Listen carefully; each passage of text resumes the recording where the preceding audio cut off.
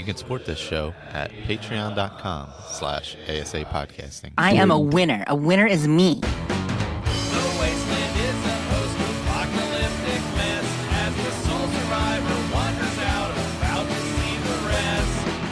Nuclear explosions sending out the gamma rays from deep within the core, gross atomic waste.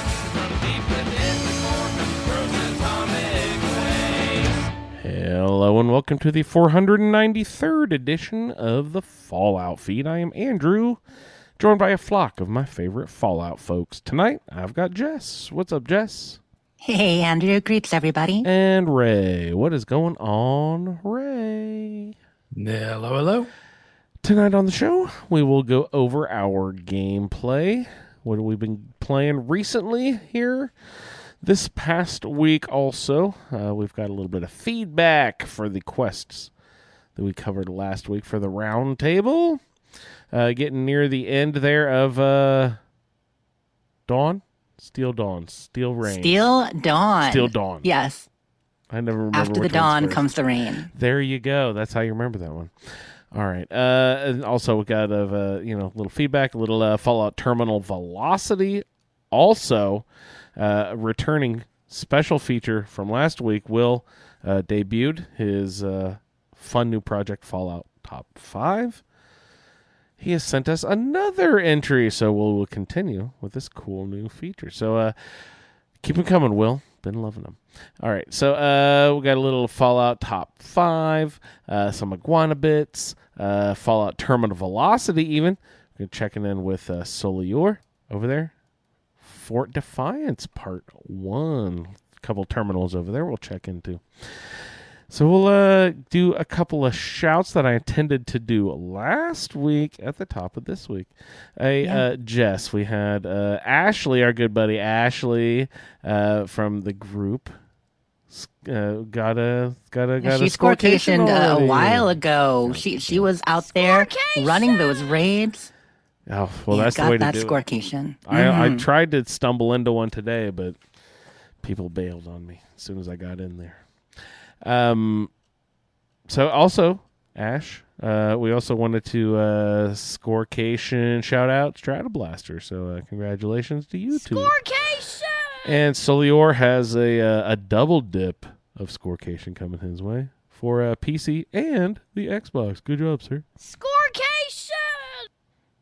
A lot of the crew getting pretty close too, Andrew. From what I'm hearing, I'm seeing on Facebook and elsewhere, a lot of people 70s, 80s higher. I mean, even I'm at like 78 or 80 now. So, yeah, it's possible. Mm-hmm. I am not. I guess I didn't start hitting it too hard, and I'm not really concentrating on that. There's no need. But, we got so much time this season. I'd hope so. I just want that black kitty. Yep, the Momo. Actually, Cherry Pixel got the Momo Black Kitty last week. She was very happy, or actually earlier this week, technically. Oh, nice. And yeah, very happy because, her cat, she's got a couple, but Momo is her baby. No. Gotta love the baby black kitties. All right, so let's go ahead and roll right into it and see what everybody's been getting into this week. We'll check in and see Ray, do you have a chance to play any video games this week, sir? I had a little bit of time, not a lot. I should be back on my regular schedule before too much longer, but playing the No Man's Sky expeditions. I misspoke last week and said that it was the Leviathan expedition, but it was really the Liquidators that we were doing last week. But this week it's the Aquarius. So bust out your fishing pole and go catch yourself some fish in space. Yeah, they're all water-based, but liquidators, Leviathans. Well, but they're not always water. So Liquidators, You're just killing a lot of stuff. Leviathan, is that like some kind of space whale or something? Yeah, Leviathan is the space whale. So love a good space whale. And so you spend a lot of time communing with the space whales. So, but this one is definitely water. This one is the fishing expedition, which is always a kick. Isn't that the premise of Star Trek 4 or 5? Star Trek 4. 4. Yes, Okay. we've got to save the whales. Save the whales. Sorry. Transparent aluminium. All the hits. No, 4 is a great one. It really is. And yeah, hopefully everybody was able to re-download the Skyrim Addict episode that we recorded last week and Re-download. got all 3 tracks. Yeah, Andrew, 3. did you not? You probably didn't hear the original one. Uh-oh, what happened? It was the Victor show this week for a day or two. Okay. Do you record with the separate tracks and then you sync them up or something? Yeah, so we use Riverside, and Riverside, Michael is the main recording, but he gets each of our tracks as a separate file, and He had you muted or whatever.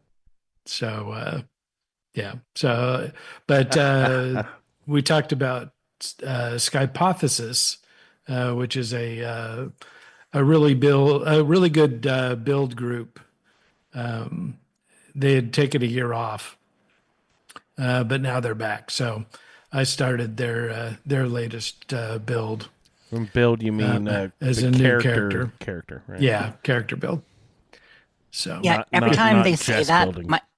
my ears perk up and I start thinking can't build, just settlement build something. Like not just you So guys, many like different ways to all build kinds of gaming stuff. People use build to talk about character build more than build, but it's where my brain's at. yeah. Well, yeah. If you hear it come out of my mouth, you know it has nothing to do with camps. Yeah, it's true. You're just not built that way. No. This is way off. That's been about all I've managed to eke out for the week. Hey, speaking of build and Elder Scrolls, everything, I was always under the impression that the very preliminary sort of basic building in Skyrim that we got with the I almost said Hearthguard. What's it called? Hearthfire, and the that sort of stuff. And then they stepped it up a pretty good bit with Fallout 4, even more with 76. And I thought, okay, this is a progressive thing. They're going to keep including this. And then Starfield came, and then it was a big step back. Do you foresee Elder Scrolls incorporating settlement building like this? Or will they just sort of like keep their own thing because Elder Scrolls hasn't really done a lot of that yet, Unless they do it in ESO Online, which I don't know.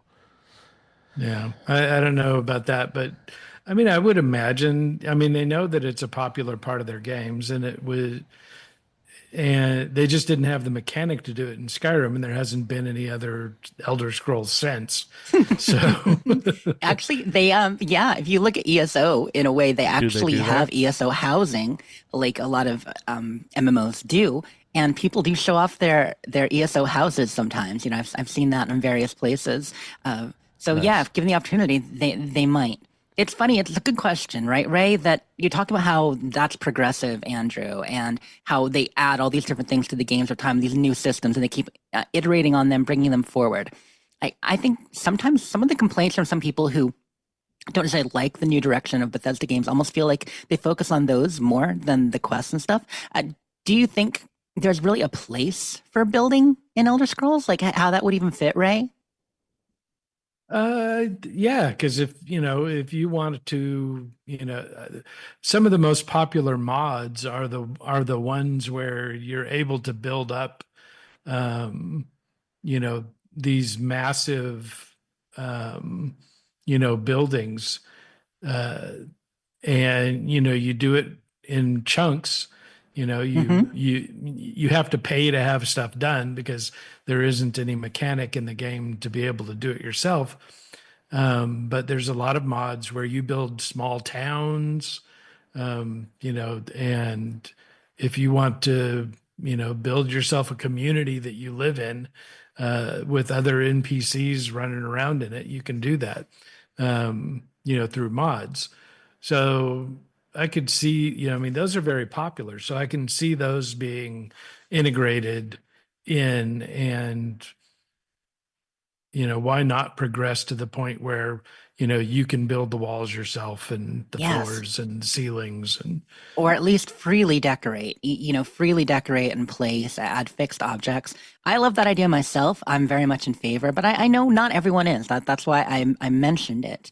I think that it's something they could really iterate on. I think about even back on Oblivion, which I don't know if you got this far in Oblivion, but there was a DLC called Fighter Stronghold, for instance, and that one's awesome. You get the stronghold, it's made for fighter characters, and then, you slowly add banners, you add statues, you have a few quests related to it. As you go on, you open some secret areas, and that was all the way back in Oblivion. And technically, they had the thieves' hideout as well for thieves. They had a arcane tower for mages, so they were thinking about it even then. And then, of course, they have in Skyrim, with Hearthfire being the big one. But what is that new creation that was kind of popular with the the herbal hut, the herbology farm? It's outside of the Golden Hills Plantation.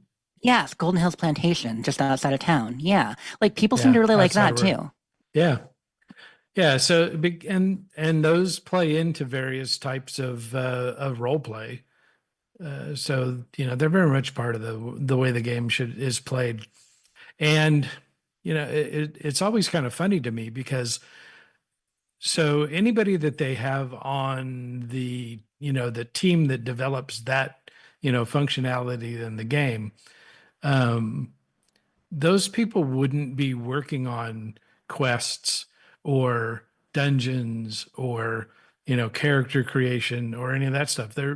These people are hired for their specific skill set for this type of work. So it's not like you'd get more of the other stuff if these people weren't working on it. And the fact of the matter is if you don't like it, you don't do it. I love to hear you say that. I just wanted to hear someone who wasn't a camp building aficionado say that because it's so true. Yes, there is some overlap with level designers and stuff like that, but it's a separate thing and, done modular, and it doesn't necessarily have to affect your game itself.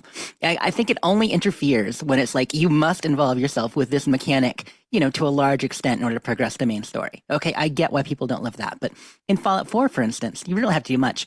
You could start Sanctuary, but just the basics. And then all you had to do was find a way to, build the teleporter and everything to get to the Institute. And that was pretty much it. Unless you wanted to engage with that part of Fallout 4.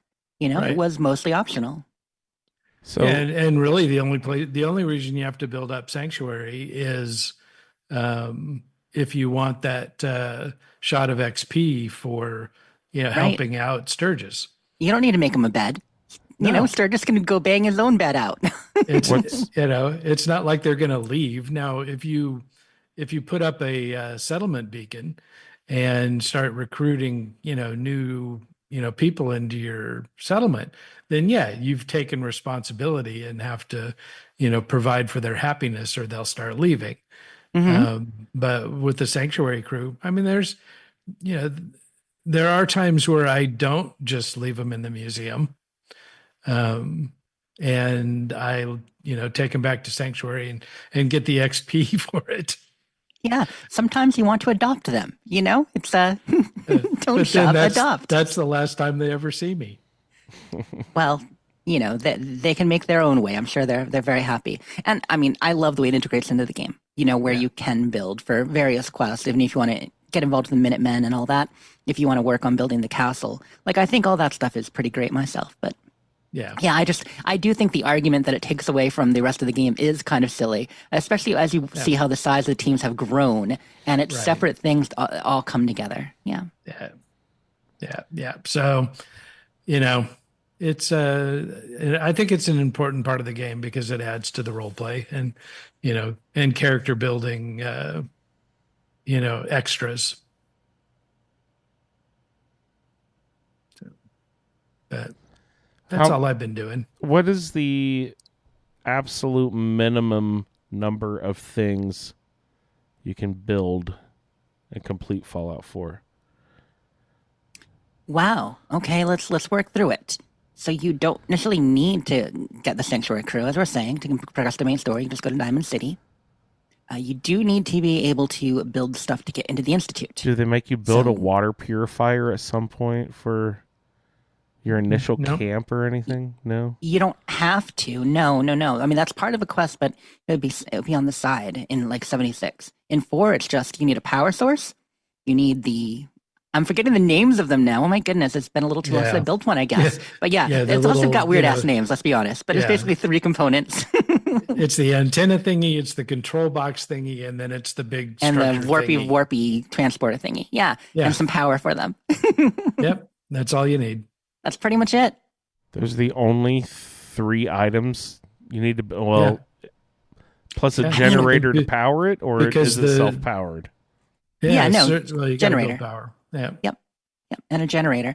But like, I really think that's about it, right? Yeah, There's because no- Sturgis and them don't have to be happy for them to build that for you. No, I mean, So it's You nice could of leave you, them though. hanging. Yeah, You I'm going through. can't you build it elsewhere too? You don't have to build it there, do you? No, Yeah. you can build it most Build it anywhere. at Mhm. the And you can get the help of the Brotherhood. Brotherhood or the Minutemen. And wherever you Railroad- build it, the they're going to come to railroad- you. Where does the railroad build it? They can't do it inside. No, what happens is they come to you, Andrew. So if you're building with the Brotherhood and you build in Sanctuary, you're going to have Maxon show up. Oh, I thought you built it at their Pridwin. And the Proctor, you can build it there. You can choose to build it at the airport if you want. But whenever somebody chooses to build it, they're going to come and show up and work with it. So yeah, you can have Maxon and Preston hanging out together in a settlement. During that quest, at least. They're buddies. Good pals. And same with the Minutemen. You get Tinker Tom showing up in Desdemona. But okay, so you could have the railroad be your helpers, but build it at the Brotherhood airport. Yeah, exactly. Yep. Or you could build it in Murkwater and That's just really laugh the fun. whole time. It's like, ha ha. I'm going through. I'm trying to think if there's anything else. You don't have to build a crop, a water purifier, and none of that stuff ever. No, for getting into the anything. glowing sea, you don't need to build. Hunter hunted. How about Molecular anything level for is the one. Virgil? Do you have to create a serum or anything? No, you don't have to create it. You just have to grab No, you're it. bringing him stuff. Right. Yeah. Yeah, that's what I'm kind of going through and taking a look. When you get into the faction quests, there are a few more things necessary. Build a radio, build the, obviously for the Minutemen, you've got to start building your settlement beacons, all that sort of thing. But yeah, not the main quest. That's pretty amazing. Fun. So people who complain that they force you to engage with settlement building, not really. Not really that much. 3 items. No. They tempt you and you hate yourself for it.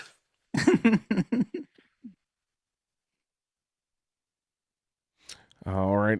Thank you, Ray. Hey, Jess, how about you? Did you get a chance to play any video games this week? I did. So I have continued to be sick all week, not belaboring it, but Yeah. I did not feel great. And that, that's a blessing and a curse. Well, no, it's mostly a curse, but it means that you don't feel ambitious to do other things either. So I worked, I slept, and I played games. And watched a little YouTube, of course. I always love that. 'Cause you're like, when you're not sick, you're always like, oh my God, I just wish I could be sick so I could take some time off for myself and lay around and play games. But when you're actually sick and doing that, you're like, I feel like shit. Oh, I don't I want feel to so do crappy. anything. I don't want to play games. I just want to lay here, just watch a movie, So Yeah, I never I had actually that problem a turns couple out to game times where time. I plan on gaming and I'm just like, I don't feel good. I'm too tired. I'm too sick and I can't. But, excuse me. But I did get some good time in and I finished Dragon Age on Sunday. No, you So- didn't. Finally done. Yes, you I am a didn't. winner. A winner is me. It was like 130, 140 hours total, but I did it. It's funny because there are people out there beating it in 60, 70 hours, but no, it took me a bit longer. But I 100%ed it. Like this is, if I was on PlayStation, you Platinum.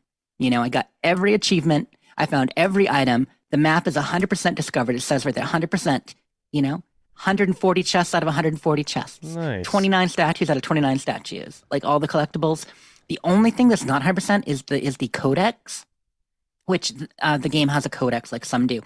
But I think you can't get 100% codex in a single run because I swear I picked up pretty much everything possible. But there are different choices you can make along the way. Like we talked about how there were some, points of no return choices in this game. Not as many as some.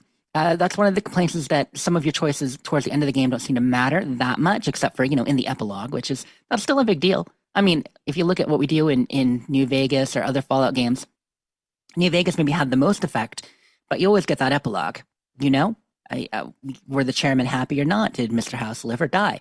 Or, did the Brotherhood rule and start sending out patrols in the Commonwealth and shape it in their image? Or were people actually happy? Things like that. And war never changes. Exactly. But there were some big ones along the way. Entire cities that could be kind of destroyed. There was one major choice where you kind of choose whether or not you're going to rescue one of two cities, and it completely changes the landscape and everything for that city. So, that was a big one. And there were some others along the way. And, oh my gosh, the final missions, y'all. So, not going to get into it too long, on our Fallout show, but the last 6 to 10 hours, basically all of Act 3, from around part 11 or 12 until the end, they kind of say, once you start this quest, you're kind of bringing on the end game. So wrap up any side quests you want to do before that. Kind enough to warn you, kind of like where we get the pop-ups, this will make you an enemy of the Brotherhood, stuff like that. So they let you know, hey, if you make this choice, you're not going to be able to do some of these side quests. You're going to kind of run to the end. So got everything done first.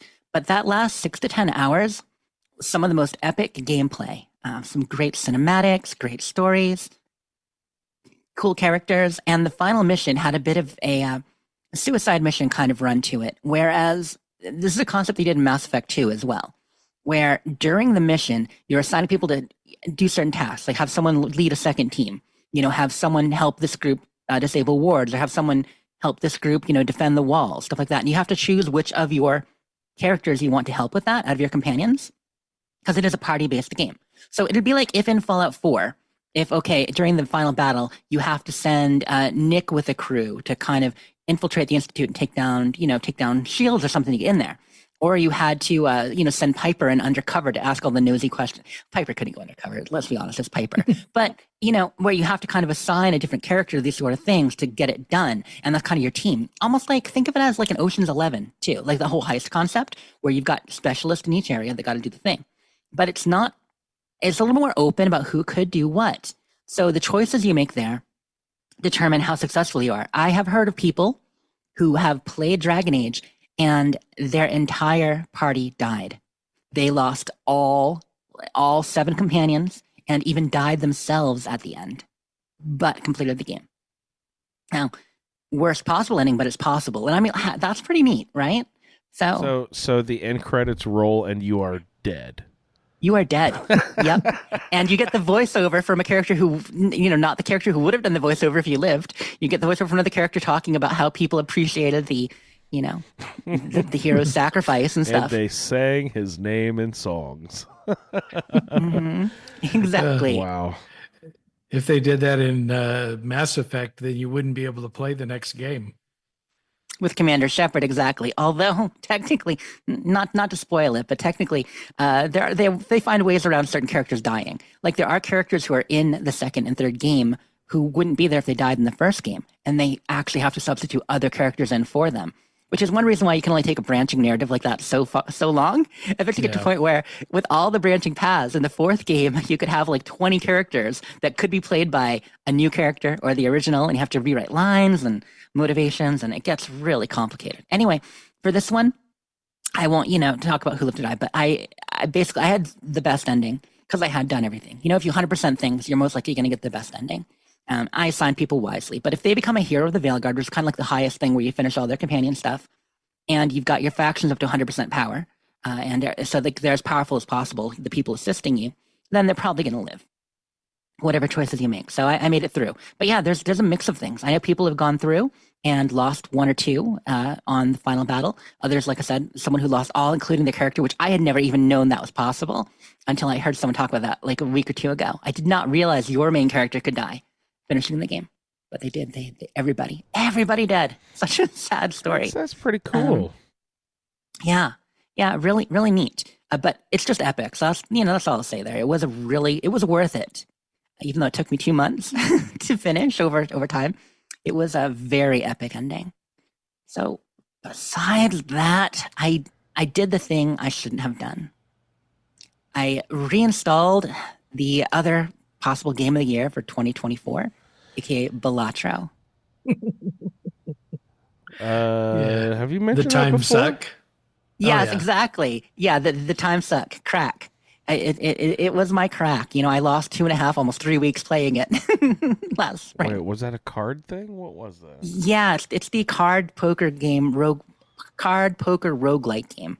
Uh, Jerry and Silior and a bunch of us are into it, and it kind of took the gaming world by storm. It was even nominated for one of the games of the year. You know, it won like best indie game of the Game Awards and a number of best debut game. It was up for the actual game of the year, but didn't end up winning it. But yeah, for a card game, right? Like solitaire, you wouldn't think, but it is a really, really well done game.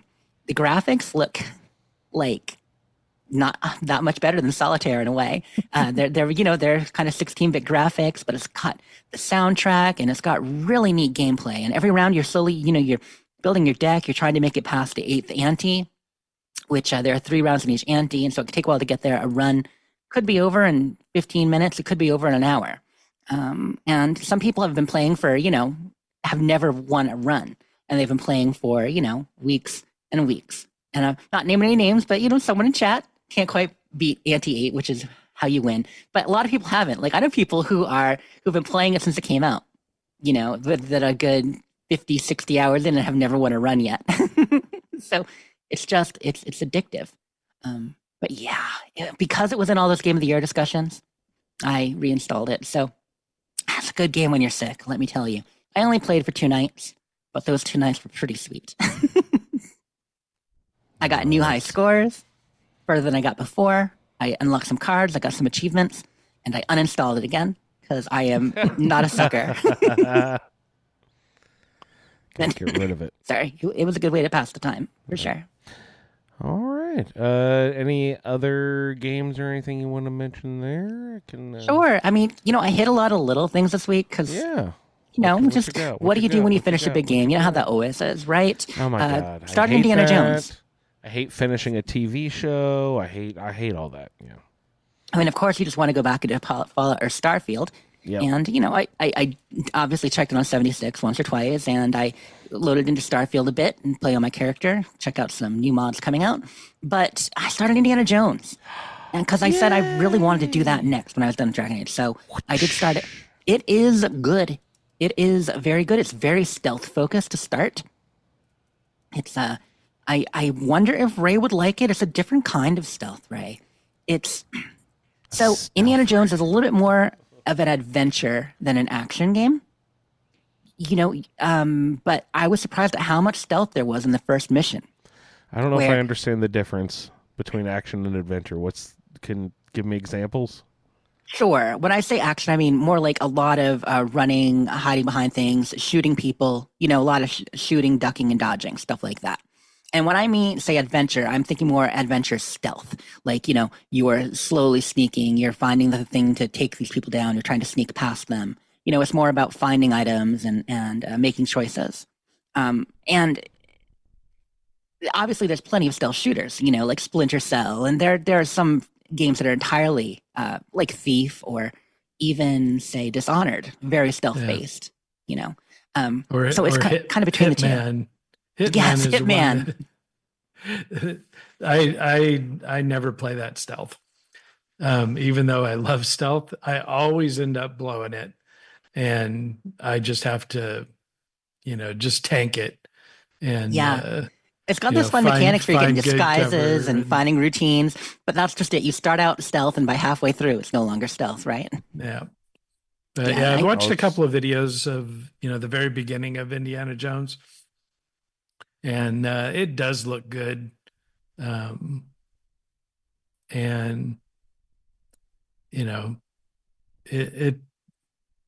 it's first person for the most part. Yeah. It's probably worth checking out. Yeah, I'll probably play it. But, I've got to get through Stalker 2. Mm-hmm. And when Fallout London drops their Stalker 4 DLC, Yeah, that's looking good. I'll get I'll get back into that. So it may be a while. Yeah, and Probably that's wait where until it's on the winter Steam sale. that's where I'm at. Well, in a lot of ways, where I'm playing it, and if it pulls me in, I may finish Indiana Jones. But otherwise, I'm just trying to get some games from last year done before Avowed comes out. Which is going to be about a month from now. And I need to play more Fallout London. So Indiana Jones, Fallout London, and a couple little games Wait a from last minute. year. You need to play any Fallout London. Oh, I played since September? No, I played a lot August and September. Yeah, it's been a while. I know. But that's the thing. Have you met the bartender Jessica Starr? I have not met myself. No, I've only seen pictures. She seems pretty cool, though. She's very good. I tell you, if I would have played this week for sure if it wasn't on the PC. And that is a stumbling block. I've gotten better, I was enjoying on PC, but it's not my couch. And especially when you're sick and you want Vegas and a pug, it was not the time. But Yeah. I'm getting notes from chat that she's pretty great too. Excellent. But yeah, so Indiana, my thoughts on it, it seems good. It's very immersive. It's an immersive sim.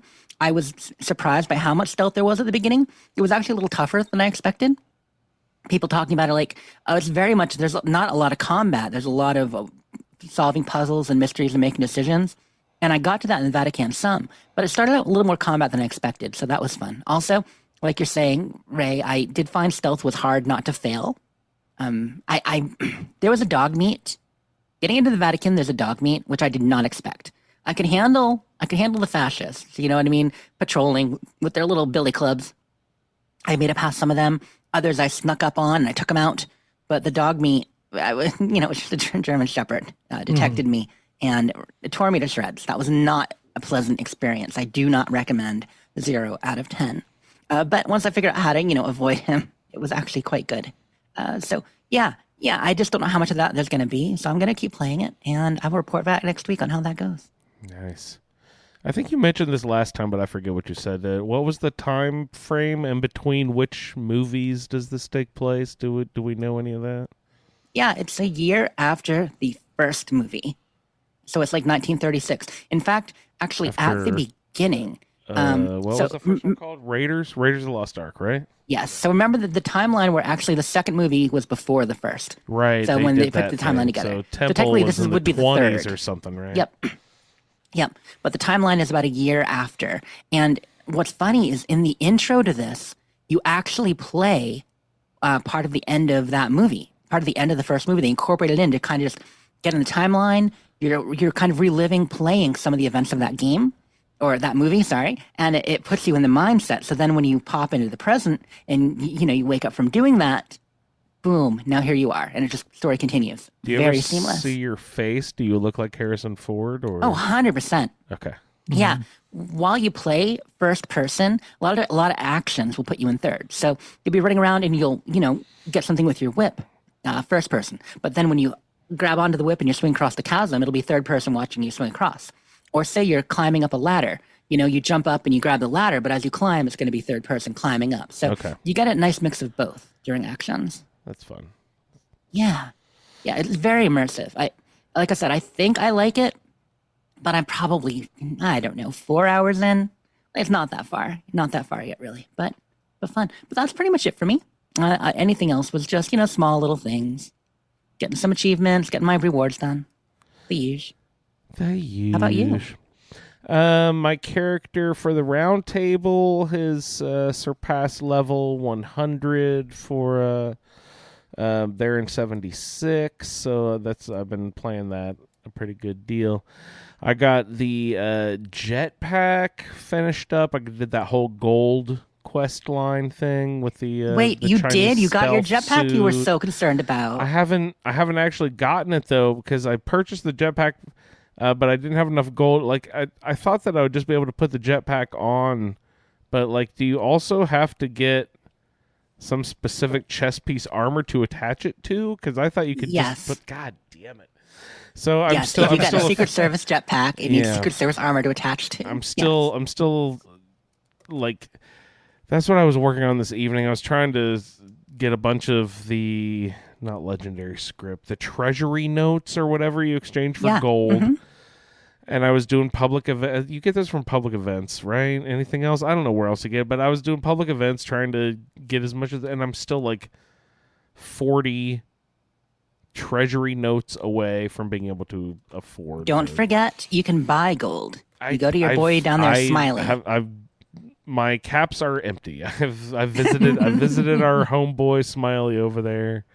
Yep. A couple times. I visited. Let's see, what is today? Friday. I visited him on like, must have been Monday or so, because it was very recently. But then I went back today, just like, oh, maybe I'll see if he because I didn't remember if he replenished once a week in real time or in like once a week. My last time I went there, you know what I mean? Yeah, like, it's real time. Mm-hmm. It is real time. Okay, so every So Tuesday or Monday he gets a new.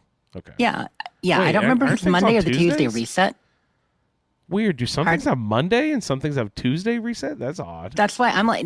That's why maybe it is just the Tuesday reset. I call it Monday. I think of it as Monday, but it may be the Tuesday reset. Keep in mind, I wake up at noon. 11. Reset is when I wake up. But yeah, you get them obviously with the settler quest, the daily quest. So if you do your raider dailies, your settler dailies, you're going to get notes from that. You get a photo opportunity for Davenport. The same things that get you reputation also get you notes, and then you can get them from some Scoreboard. different daily quests. Yeah, obviously the scoreboard. Yeah. Get them from expos. Get them from a few events. So it's not too hard. Just scoreboard. Gotta play. Surprised you can't buy them with Adams. Oh my gosh. Well, yeah. No, you can't, can you? They have let you buy a little bit more than some people would like, though. While you were talking about what we were doing, like War Never Changes, you were talking about Fallout New Vegas and sort of the outro and the intros to the previous games. I was thinking of how iconic the Ron Perlman narration voice was to it, and you were talking about like the outro narration or whatever to the game you were just watching, and I was just thinking, did they sneak Ron Perlman into the TV show somehow and I didn't notice? Did he do a voiceover somewhere that you guys recall, or like I didn't see him walk through or anything like that? But he has to be involved somehow, right? I mean, no, he doesn't appear at all. Wow, I cannot believe they didn't reach out to him for that. That's pretty amazing. I thought that would be obvious. Like move number one, get him to at least say War Never Changes. Same with a lot of the voice actors, like we've talked about. That would have been excellent. And yeah, he doesn't even give the War Never Changes. None of it. Okay, jeez. I do hope a few more of them come in later, but given the situation and given that some of the characters are now established and they've already got Matt Berry doing some of these voices, they may not. Yeah. Let's see. What else did I get involved with?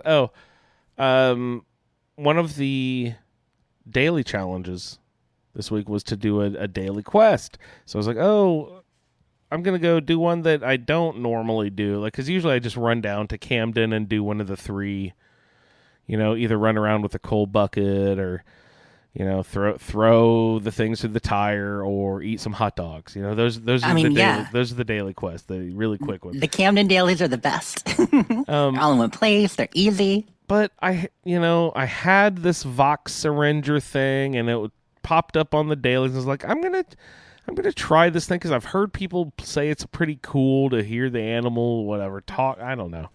So I was gonna do the Vox Syringer daily quest, and it pops up 3 different animals that you're supposed to go tag with a syringer.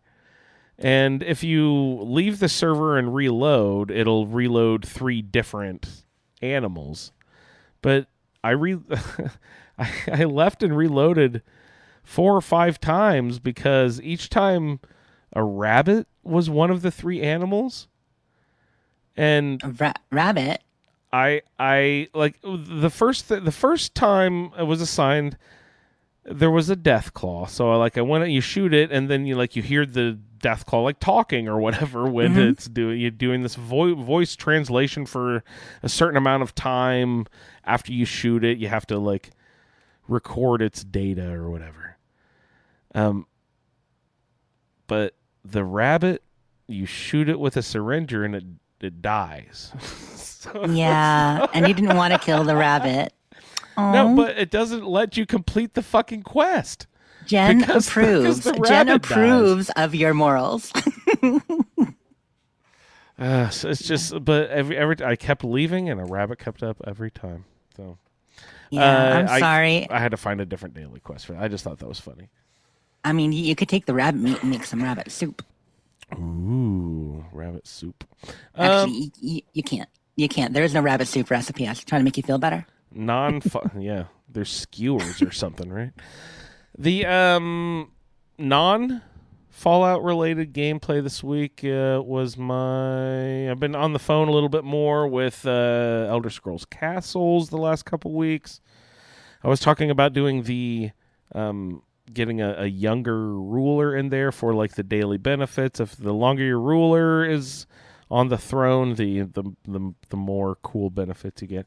So so on Reddit people were talking about, put a baby on the throne, blah blah. But I actually did that. I got a 3-year-old was as young as I actually managed to get. People on Reddit had gotten 0 or 1-year-olds on the throne, but the one I managed was, he might have been 2 when I first got him. No, but I think he was 3. So I have a 3-year-old king, and it's hilarious that the king has to make decisions. Like there's people who bring like these, problems to the king, and you have to make these decisions. Like, wow, I should totally role play this as a 3-year-old and like just totally fuck this kingdom up. It's just like that would be the best thing. Throw tantrums. I wish, like in Shelter, tantrums. That'd be so great. I'd be very good at that, Ray. And Shelter is awesome because you could play around. Because they gave you 3 save slots, so you could do like a hard one, like you could do your survival mode, you could do a weird silly one, and you could do your normal, like the first one. You could just play around with different builds. Castles is one save file. You don't get to play around and have fun with it. Right. This is the one. This is the one that matters. This is not play around game time. This is your serious. Yeah, you can reset, but that's it. And, you and don't have that's evidently a multiple, you pain can't in the roll back. ass. It's hard to do, I heard.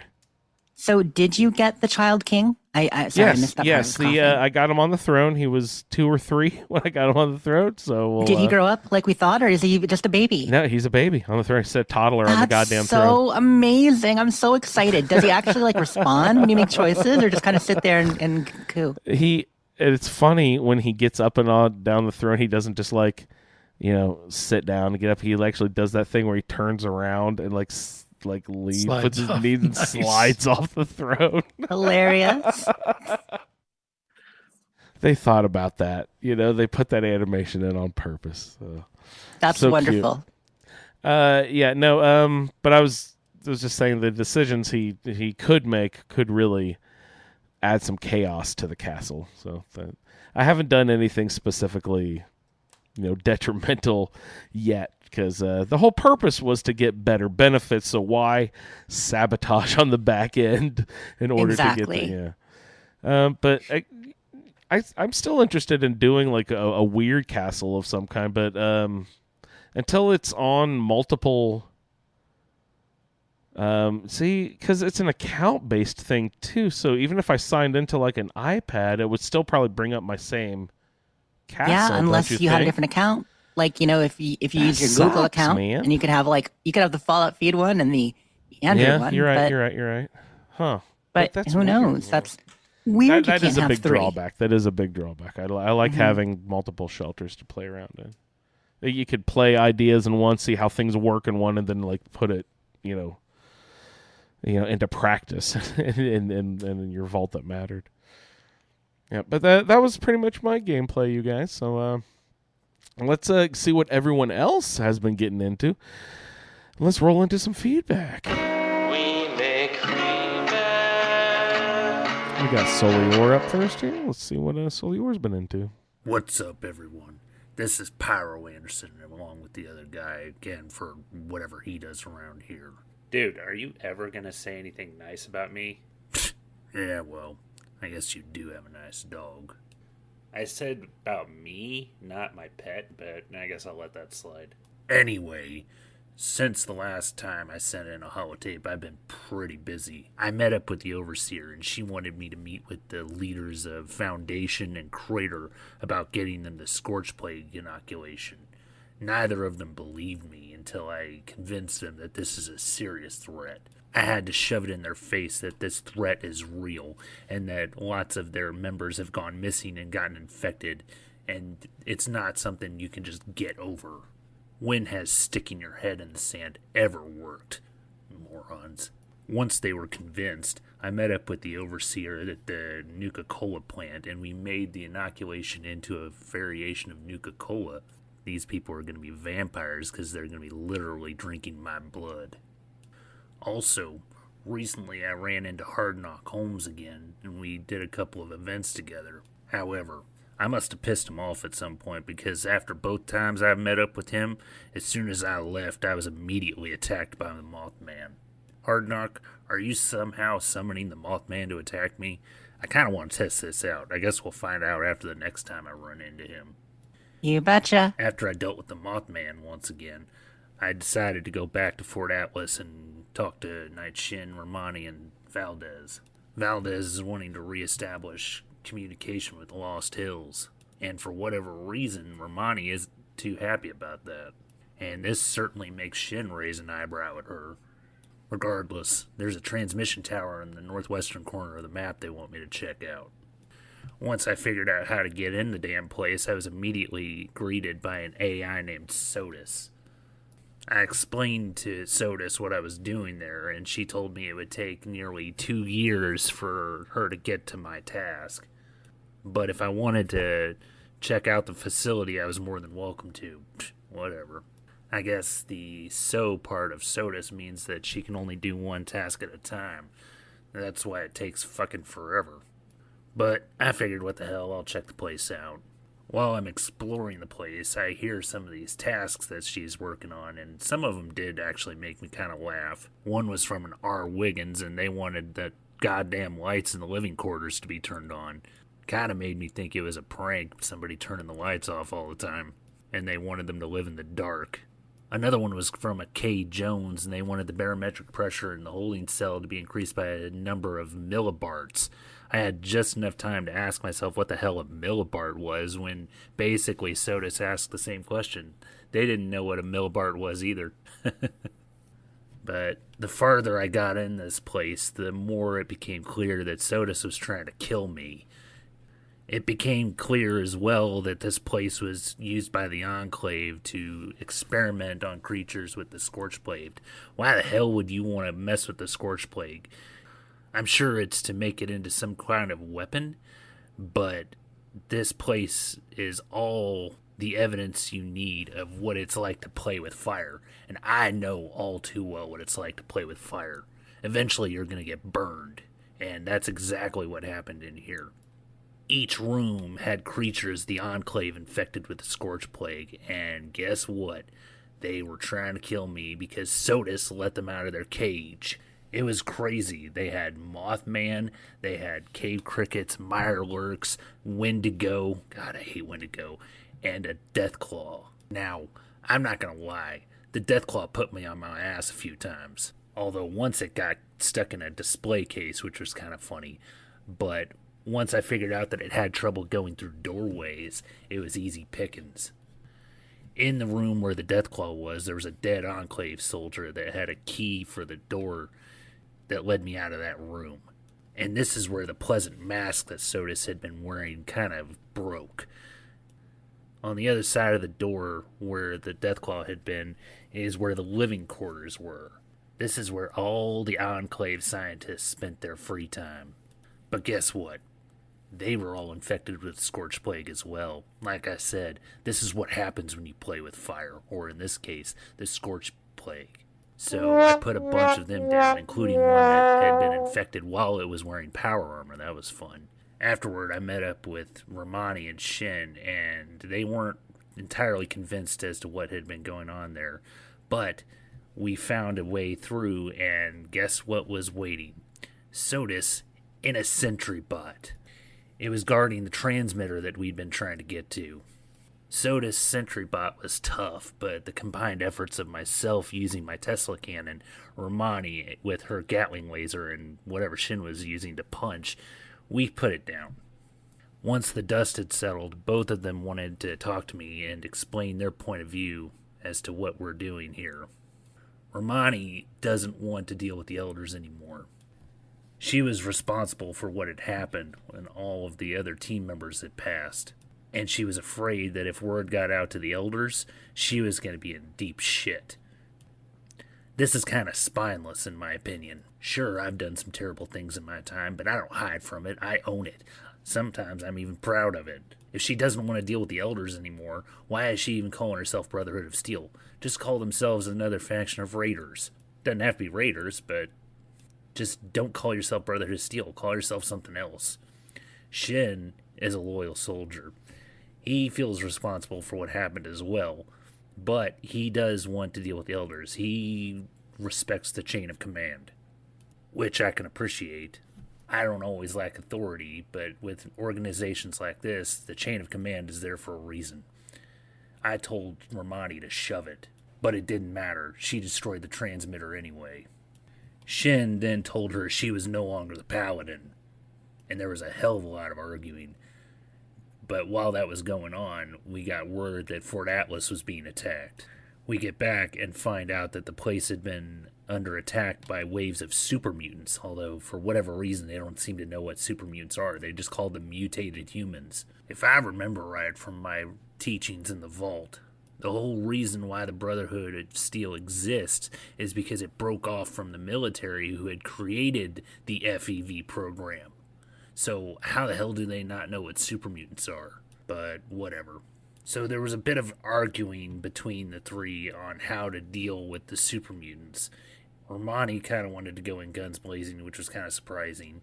Shin wanted to take a more tactical approach, and Valdez kind of compromised. She said that she can plug up the holes with these bombs that she got that she wanted to use as a last resort. No entry point, no super mutant problem. They agreed to this, so she gave me the booms, and down the hole we went. So they decided that they were going to hold off the super mutants while I go and place the explosives, and then Shin would detonate them. This was not easy. There were a lot of super mutants. But again, no entry point, no super mutants. So it didn't matter how many you took out in the process. Until you get those holes plugged up, more and more super mutants would come in. Once all 4 bombs were placed, Shin gave the order to retreat to a safe distance so he could hit the detonator and blow them to hell. Shin did acknowledge that there was still tension between he and Romani, but for now, they're just gonna leave it alone so we can fight another day. Anyway, that about does it for now, so hey, why don't you wrap this up? Oh, are you finally done? Alright, just a sec. So, yeah, I love going through that Enclave facility. That is one of the things that stuck out in my mind the most from when I did this the first time. There's just so much lore there and some really cool creatures that you have to deal with. And like I said, that Deathclaw knocked me on my ass several times. It one-shotted me several times. And even when I did back through the door, and it would kind of do this thing where it couldn't reach you, so it ran away. But it would actually hit me just through the door if I wasn't careful. And one time, like the very last time I dealt with it, it actually did get through the door, and it nearly killed me again. But I got through, and it was a lot of fun. I had a couple of friends actually gave me quite a bit of ammo, so I was pretty prepared going in. So thank you to both of them. So yeah, this is the end of Steel Dawn, and I can't wait to dive into Steel Rain. So anyway, I will see you all in the Wasteland. Don't you think Steel Rain will hurt? For like hail. Yeah. Little raindrops made out of BBs or something. That fucking hurt, man. Hey, thank you, Mr. Solior. The first thing when he was launching in, I misunderstood what he was saying, and for some reason I thought he said the Ford Atlas.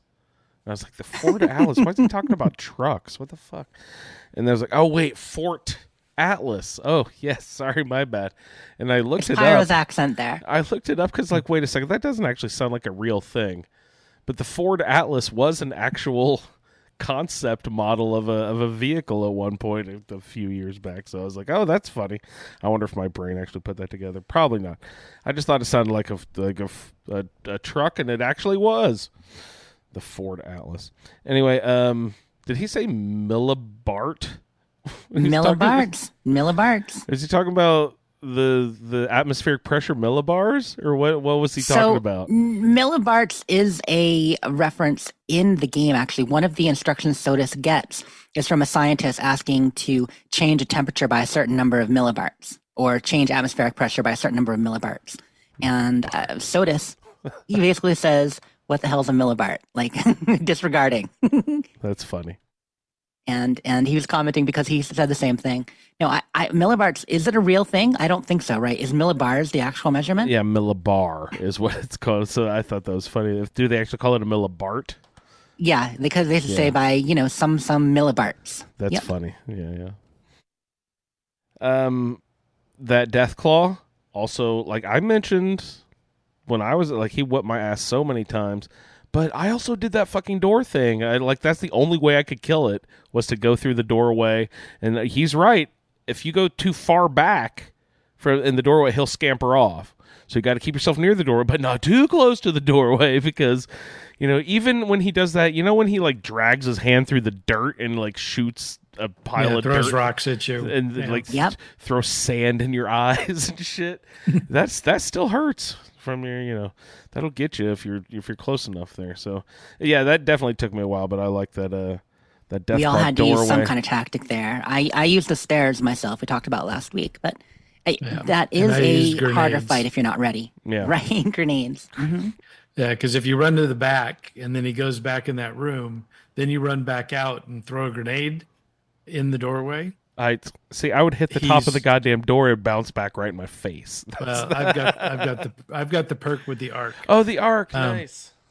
But so it times out perfectly because about the time the grenade gets there, he comes back out to get you. Oh, nice. And boom. And then boom. Then you run back inside the other room and he runs back and you just keep doing that over and over until he's dead. I was about to say, and it only took you 38 grenades to make that happen. Fortunately, I've got a ton of grenades because of all of the public events that I had done. Have you opened any of the holiday gifts? Because those give out plenty of grenades too. Do they? Nah, a ton. I only got one set of wrapping paper because I just didn't get in the game enough to get the other ones. Aren't some of them floater grenades? Am I misremembering? Yeah, no, there's a lot of all kinds of grenades. You get plasma, That's floater, not a gift. Cryo grenade. Yeah, the floaters are not a gift. Those, they're so aggravating. Return to sender. I'm sorry. Give me the return label right now. I appreciate it's the thought that counts, but no thank you. Yeah, that's the white elephant gift that you take back to the.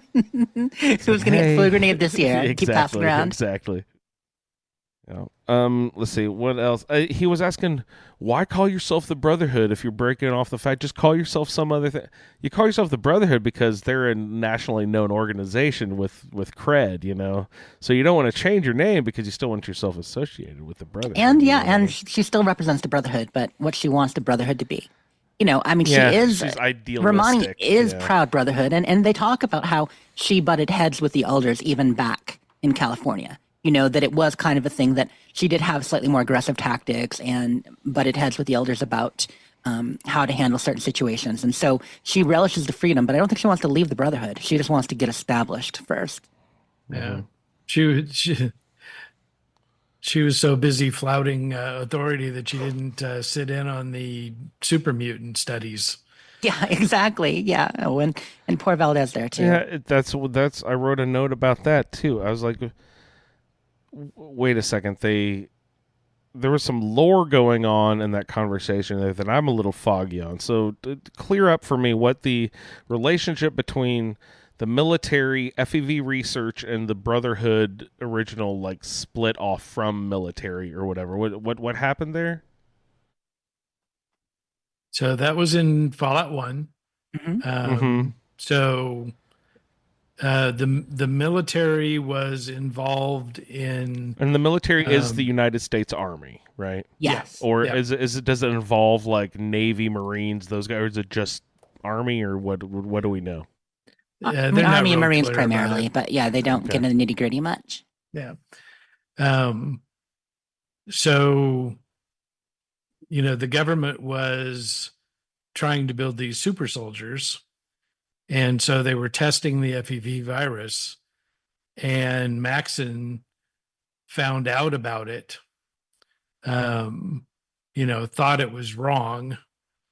And Okay. he and a bunch of other people left the military to form the Brotherhood of Steel. Yeah, and it was very shortly before the war. Like they were talking like September, October, and with the Great War being on October 23rd. Oh, so they were like a week old when the war happened. Right, because they had originally been doing it in one location with West Tech, and it got moved to the Mariposa military base, and Maxim was one of the officers in charge.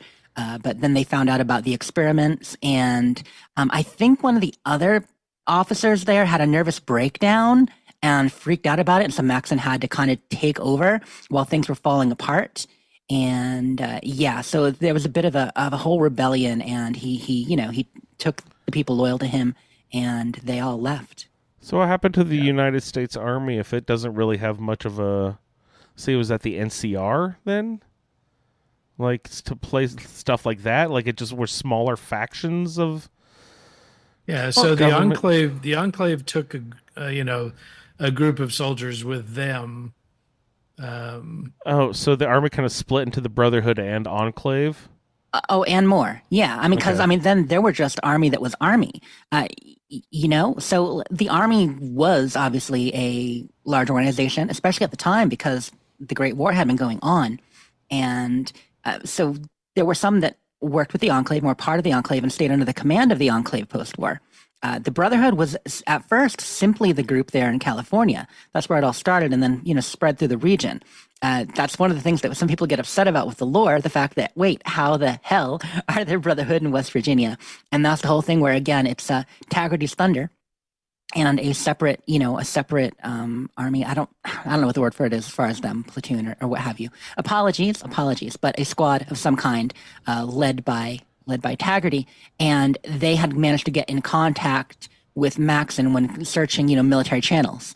And that's when they learned, originally talking to Maxon for advice, and then when Maxon developed the Brotherhood, Taggarty was initially skeptical and then was convinced to try it and become part of the Brotherhood. But really, the Brotherhood was just that California group. The Enclave was multiple locations. And then the rest of the military at various bases, we don't know. Some of them might have come later. Some of them might have set up stuff. There's a bit more in tactics, of course. But. Yeah, and in Fallout 1 also, I think we run into a group of military in one of the towns, that we have to deal with. And then also in Fallout 2, there's Frank Horrigan and his guys. They're not affiliated with the Brotherhood, but they're wearing power armor and, wanting to rip the arms off Deathclaws. That was my next question. How is so we have got the Brotherhood represented, we've got the Enclave represented, but the like the generic government military. But you just said there is a town in Fallout 1 you interact with them, and then in Fallout 2 again. Okay. Yeah, and keep in mind that a lot of everyone were killed. So that includes, the military. And some of them ran home to be with their families, went to their hometowns to try to help, if they survived, all that. What country are we in 2287? Is this still called the United States? I mean, of course. But the whole thing takes... if we're so broken up into factions, does the government still exist? Is there a president? Like, Oh, no, no. Okay. Oh, okay. So these are some pretty deep questions you're asking here, Andrew. Yes, obviously the United States has fractured, as it were. Yeah. That's why in Fallout 3 you have John Henry Eden, kind of talking about how he's here to, rebuild America, keep together, that Yeah. everything is still in America. But of course, yeah, they've split into sub-factions. Do some people still identify as part of the state of, or the Commonwealth of Massachusetts, or of wherever you are? Yeah, I mean, yeah, some of them do, especially in the time of, say Fallout 76, where these are people who lived in America. But 250 years in the future, do they consider themselves, or 200 years in the future, part of the U.S.? No, I think they consider themselves as living in America, but probably a lot of them don't really think about that, except as old propaganda. They're more likely to consider themselves part of, Diamond City. So what happens to a country when nothing is established after? That's awesome. Yeah. I mean, the NCR was established as a country. But that's only in a way. an extremely small portion of the entire area, right? Yeah, but in that area, they became dominant. Yeah. And it's the same But with that's the what Legion. happened all over the place, I assumed, all over the whole country, right? Yeah. Technically, the Legion controlled a slightly larger area than the NCR, I believe, at least as of New Vegas. If you look at the maps They for just the states that they extended cover, further east, right? right? On that side of the river. Is maybe less populated, but a slightly larger area, if that makes sense, looser. You've got different raider groups here about and like groups like the 88, and there are a number of others. So, you get word about what's happening in other areas, but a lot of it's only rumors and speculation too. There's a lot of areas we haven't seen yet. Could they literally do a Fallout game in any state, basically? Because there were they could just create any fragmented faction they wanted to at that point. Yeah, Yeah. absolutely. Yeah. So Fallout 5 should be in Montreal. Oh, That's my sweet. favorite setting too. Thank you. Right. Because before the war, the U.S. annexed Canada. So before the bombs dropped, Canada was part of the yes, US. part of America. And I say that the Quebecois is perfect because what a great place to set it. Okay, because you've got the fact that American culture has invaded and tried to take over, but you've also got this strong, Quebecois Canadian culture, and then overall Canadian culture, and then you've got the fact that there's already a rebellion there because of the fight between, the French Canadians and wanting to sometimes secede. So you've got that whole story there of them being integrated, forcibly taken by America, but also the French. In Canada, there'd probably still be a secessionist party, and I really like that idea, Ray. It's one of my favorites. Plus, New Orleans would be cool, Savannah would be cool, a lot of places would be cool, but plus the cool Gothic architecture and stuff. They have those castle looking things that lean in on you there. I want to go real badly. I've never been. Yeah, and you can constantly be freezing your butt off. Yeah, I hear it's extremely cold there. Every time I've been, which has always been in the winter because there's a food show in Montreal in the wintertime. Oh, yeah. It is just an absolutely ridiculously cold place. But and that's they've not got a even, nice underground mall. And it's not even that far north in Canada, I don't think. No, right? it's not. I think it's the wind. I think I heard 90% of Canada lives within 100 miles of the United States border, something like that. Yeah, within 100 miles or so. Yeah, that makes absolute sense. All their largest cities are within 100 miles of the border. It's the more habitable area. Yeah. Right. Well, and near the water. And I mean, part of southern Ontario is actually more temperate than a lot of the Northeast U.S. Right. There along the lake is actually not too bad, that part of Ontario. But there, all the way up through Montreal and Quebec, but south of the river in a lot of places. Then you've got a bit in Alberta and Manitoba, and then a bit on the west coast in, British Columbia there? Up to the southern part of Alaska. And that's it. For the major population is very much in just like in the U.S., a lot of areas are coastal, right? Say so. So who do we have next for feedback? Oh, I think we need to talk for 15 more minutes about the Enclave. We have our good buddy...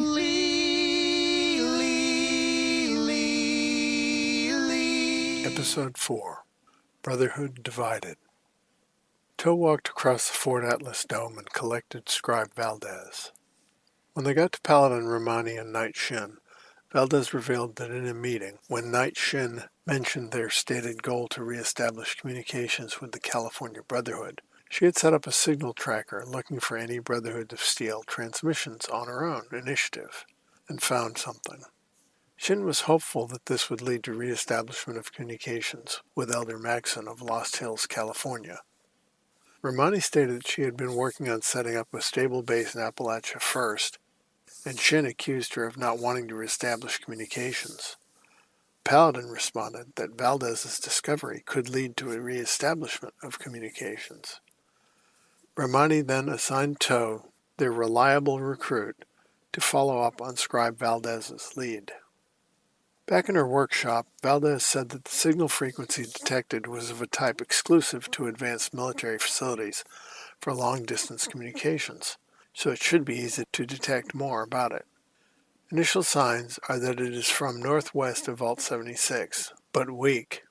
Their discovery of the ultrasight battery in Fort Atlas and Valdez's research may provide a means to boost the signal back to its original strength.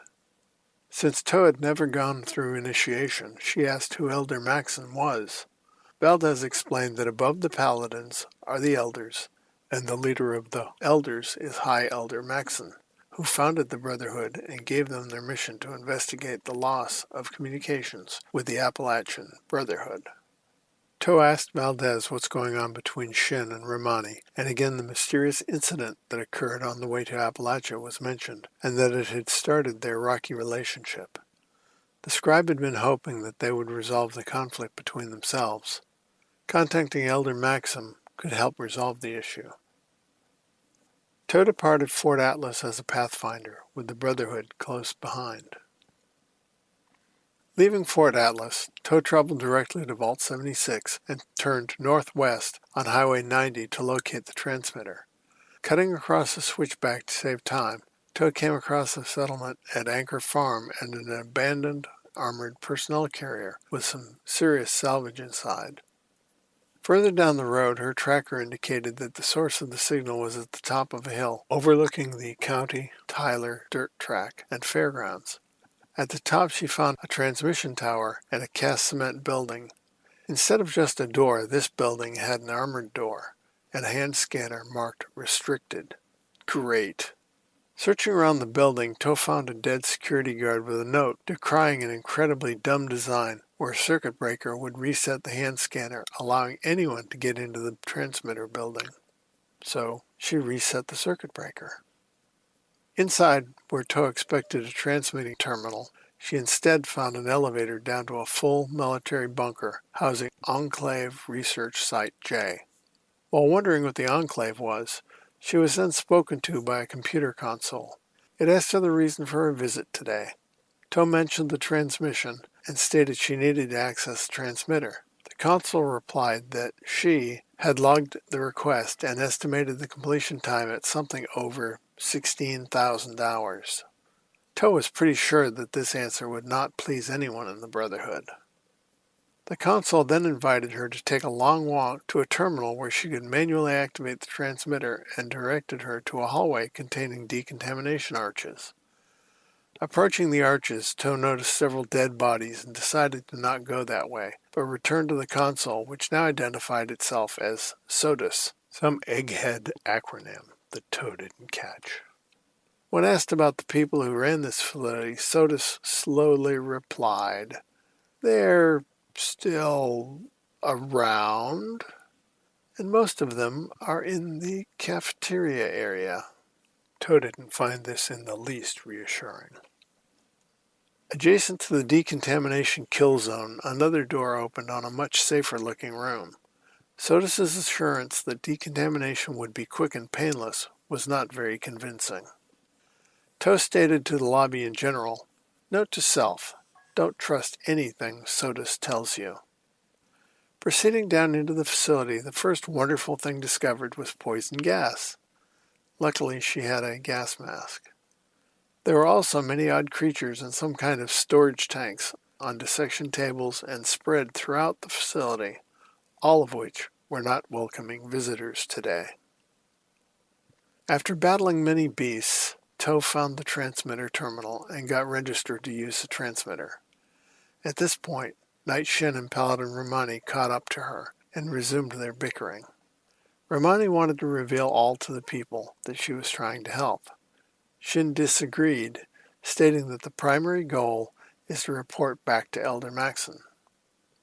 Proceeding to the transmission room, they were cut off by Sodus, which had transferred itself to a large security robot. Despite differences, they all confronted the threat and defeated it. While Romani spent time working out the transmitter controls, she suggested that Shin and Tow find the power systems and install the ultrasight battery. They found the power room and started integration of the ultrasight battery. Tow agreed with Shin that leaving Romani alone with the transmitter might not be best, as she's acting too recklessly for a leader. Shin is surprised that Tow agreed with him. While Shin completed the installation, Tow returned to Romani. Paladin Romani states that the elders will continue to hoard technology and not help the country rebuild itself. Tow asked about the inciting incident that started the conflict between Shin and Romani. Romani revealed that discovery of the weapons and their attempt to use them to defend a town beset by raiders led instead to their defeat, the destruction of the entire town, and the raiders stealing the weapons. Romani feared that Shin will confess their failure to hike Elder Maxon, and the Brotherhood would come down hard on both of them as the leaders of the detachment. Romani knew that that would end any good they could do in Appalachia, and would rather use her position to build goodwill across the area and eventually the nation. Tow was conflicted by the unclear leadership, but she had been taught that Vault Tech's stated goals, despite their deception of the people of Vault 76 and God knew who else, were to rebuild the world, and she still believed in that goal. Despite Romani's failure at the town, Tow had no ties to the Western Brotherhood and sided with Romani and allowed her to destroy the transmitter. When Shen arrived and sees what's happened, he declares that Romani should no longer be Paladin, with her clear act of treason to the Brotherhood. Their argument was interrupted by an emergency alert coming in from Fort Atlas, which was under attack. This put their argument on hold, and they all agreed to work together to help Fort Atlas, because without it, both arguments would become impossible to implement. Upon their arrival to Fort Atlas, Scribe Valdez reports that dozens of super mutants have been attacking the sub-basement from multiple entry points. A surgical strike on the entry points was agreed upon. Fighting together, Romani, Shin, and Tow led the assault, set bombs at the entrances, retreated, and remotely detonated the bombs, sealing the entry points. Returning to the rotunda, each went their separate ways, with Tow returning to Scribe Valdez. Valdez was surprised by the break between Shin and Romani after the battle at the town, and had delicately tried to appease both as her own coping mechanism. Valdez went on to speculate that the Brotherhood would end up being an isolated group of selfish techno-hoarders with men like Knight Shin at the helm. Paladin Romani's complete break with the California Brotherhood? Valdez wasn't sure if that was wise either, but she would do her best to help heal the Appalachian Brotherhood. Tow believed in Romani's vision of rebuilding the world, but also wondered what horrors the Lost Hills Brotherhood of Steel could bring to Appalachia to reintegrate this isolated chapter back into the Brotherhood of Steel. Never wonder what horrors could be, because things can always get worse. What happened to China during all of the war? Were there vaults in China, do you think? Was there a Chinese equivalent Vault Tech? Are there vaults and stuff going on over there? The lore on China and what was actually happening in place in China is so sparse. All we really know about it, as far as I know, is what we learned from, the few Chinese notes and spies and stuff that we meet here. We know intel that we gathered about them, which is very, very little. And, we know from talking to various Chinese officers that are ghouls in our time and seeing that kind of stuff. Right. But beyond that, we really don't know. China is mysterious, and I kind of feel like it ought to stay that way. I mean, it would be interesting and maybe there is lore there to explore, but it's kind of cool that they are just the faceless Red Scare enemy in the same way that they were to the populace of America during the, during the war. Yeah, right. Very cool. Thank you so much, Lee. Do you guys have any thoughts there on Lee? I really enjoyed it. Head, shoulders, knees, and toes has a kind of compelling story there. I like the way that Lee talked about relating to SOTUS too. The whole skepticism and the way you verbalized that was greatly. And the fact that because we talked about more how some of us have identified with Shin more this playthrough than we maybe did previously, or for those who hadn't done it at all, obviously there some of them identifying with Shin. And it seems like Toe agrees with Shin on some aspects, but ultimately likes Romani's idea of the Brotherhood. So I like that. I'm looking forward to seeing where it goes. He might be a grumbly dick. Mm-hmm. And I don't know if they have much of if they are established there yet, the Brotherhood, but maybe they were spreading the word on the way there. Not having played Tactics, I don't know everything there. And as far as Tactics canon, Tactics is one of the ones that is, partially canon, right? It's considered canon unless they decide to contradict it, basically, for Tactics. Yeah.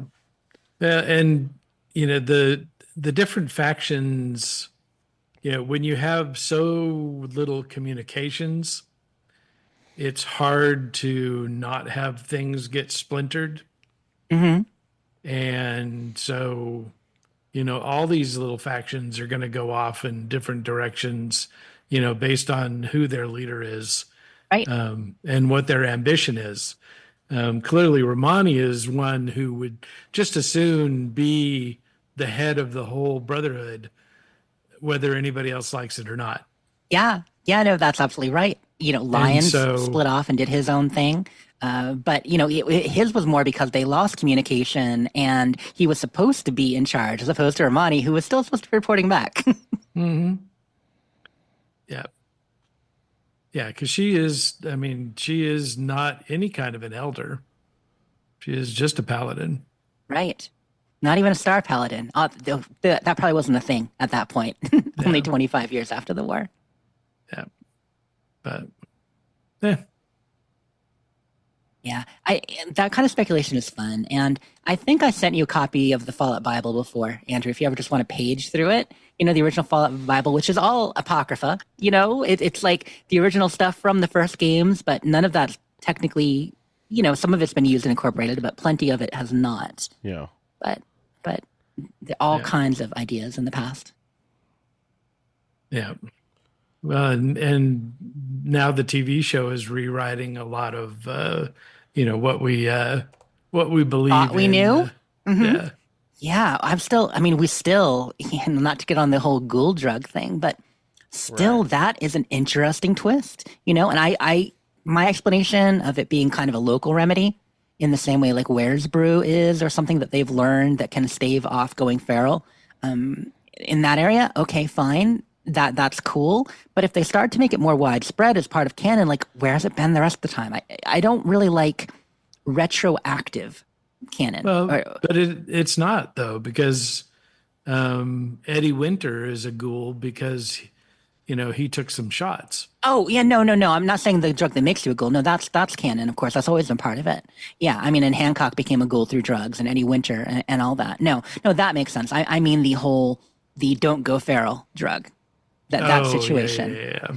But where they have to constantly take something to keep themselves from going feral. Right. And if you say that's always the case, that seems a bit odd. But if you say they discover something that can keep ghouls starting to go feral from going feral, then okay, I can accept that. That's interesting. Yeah. And if it does get spread across the country, that's cool. There's that. And obviously, the shady sand stuff, a few other things. We'll see. We do have experience with, ghouls that have tried to keep themselves from becoming feral and unsuccessfully. Yeah. For any length of time. It's not guaranteed every ghoul will eventually go feral, but it seems like every ghoul can. Yep. Yeah. God, I still feel bad for Oswald. I thought I remember you giving an example. Was there something that the show did to influence the game already? There was something with the ghoul stuff they're adding, right? Oh, technically, yeah. So there will be with the Ghoul update coming. And this is where I'm a little bit worried how it's implemented. With the Ghoul update coming, there will be some mechanics in there. And they talked about essentially there's going to be a feral meter as part of the whole Ghoul mechanic. And you can start to, lose your humanity, become closer to feral, and ways to stave it off. But when you go full feral, you become better at melee. You get some berserker stuff, like their powers. But again, this is on a spectrum and not fully feral. It's just their kind of feral spectrum. We'll see how it's implemented. But Feralish. yeah, like I don't know, like feeling more feral. Like it's a new thing. Kind of like it's funny. It reminds me of the vampire mechanic a little bit, right? From like Skyrim and stuff like that, where if you go so long without feeding, and then you go long without feeding, and then you become more and more vampire and showing those things, and it changes your powers, which it will. It'll make your ghoul powers stronger, but it also changes how well you can pass and get along with people, stuff like that. So I think it's going to be a mechanic like that, which is cool. But I don't want them to say, and all ghouls need to take this drug, or then they'll go feral. And no, please don't change it. Okay, you can add something new, but you don't need to change what we already know. I mean, so Yeah. we'll see. Feral adjacent, said Stratoblaster. Yes, exactly. Beautiful. All right, let's check in and see what Vanessa's been up to. Hey, Vanessa. Fallout feed, it's There it Vanessa is. with an update on my character Mr. Sophie, or Jim as I'm now calling him. Other than the assigned quests, I haven't really had too much time in the game over the last couple of weeks to do anything else, so I'll just dive right into the feedback. Jim follows Scribe Valdez back over the walkway to Romani and Shin, where the Scribe updates them on a possible breakthrough in her efforts to re-establish contact with the West Coast Brotherhood. This sounds like good news, and Shin thinks so too. However, Romani is less pleased. They have other priorities right now, and she hasn't authorised this course of action. Not for the first time recently, Jim finds the Paladin's behaviour odd. Shin and Romani go back to their usual bickering over this development, but in the end, he's sent back to the forest to recover some tech from an old Enclave base. He's not sure who the Enclave are, but he's juggling enough faction allegiances at the moment to start worrying about another one. The building is entered easily enough. A convenient dead body and fuse box allow him to bypass the malfunctioning hand scanner and descend into the old research facility. He's greeted by an AI who directs him into the building via a decontamination arch, but the puddles of green goo and dead bodies have him finding an alternate route through a collapsed wall. Once inside, things are more grisly than he'd been prepared for. Vats containing creatures he can't identify, operating tables with clouds of flies hovering over rotting corpses. He's normally thorough when going through a building, and it could well be that there are clues around as to what's going on here. Are these creatures that the Enclave were studying, or creatures that they were creating? Perhaps both, but in this instance he doesn't want to hang around to find out. At one point he comes across what he believes to be the infamous Mothman, but he sneaks back into the corridor in surprise and it disappears out of the room, not to be encountered again. Periodically he comes to large rooms surrounded by cell doors that open when he enters, the AI, he assumes, releasing a variety of scorched creatures. Fortunately, by remaining by the entrance, he's mostly able to pick them off one by one without getting surrounded. That all changes, however, when he arrives at the canteen. The former scientists, now also scorched, have all gathered there. He has no choice but to make his way into the room to dispatch them, at which point they rush towards him. He tries to move backwards to maintain distance while firing on them, but there's clutter all over the place and he's soon backed himself into a spot he can't move away from. Eventually he clears the crowd and continues on into the building, cursing the Brotherhood for sending him on this mission alone. They must have had an inkling of what he'd be facing here. They have scouts, after all. And if they knew there was a transmitter here, why did it slip their mind to mention the million diseased and irradiated creatures he's encountered? He finally nears the end of the building, at which point Romani and Shin put in an appearance. They all head into the final chamber together as the murderous AI transfers itself into a sentry bot. He rushes back up the stairs and takes cover behind banks of terminals, only emerging to take a few shots when there's a break in the sentry bot's fire. Romani and Shin take a more direct approach. Job done, Romani sends him off with Shin to install Valdez's ultrasight battery to power the transmitter. Shin takes the opportunity to discuss his suspicions of Romani and how her actions aren't in the best interests of the Brotherhood, and then sends him back to check on her. Surprise, surprise, she also wants to confide in him. He finally gets the story on the lost weapons and her concern that if they contact the Brotherhood leaders out west, Shin will confess to their failure. Honestly, she's making Shin sound more noble here than Jim had previously considered him to be. She herself sounds slightly maniacal, referring to herself in the third person as she talks about, quote, a new brotherhood under the leadership of Paladin Layla Romani. She claims the brotherhood are squandering technology, hoarding it and leaving it unused. But that's their whole thing, isn't it? Perhaps they're just not the organisation for her. When she inevitably asks him to side with her over Shin, he surprises himself by backing Shin. She begins to destroy the transmitter, so much for making use of old technology, at which point Shin appears and starts laying claim to the leadership. Well, that power play didn't take him long.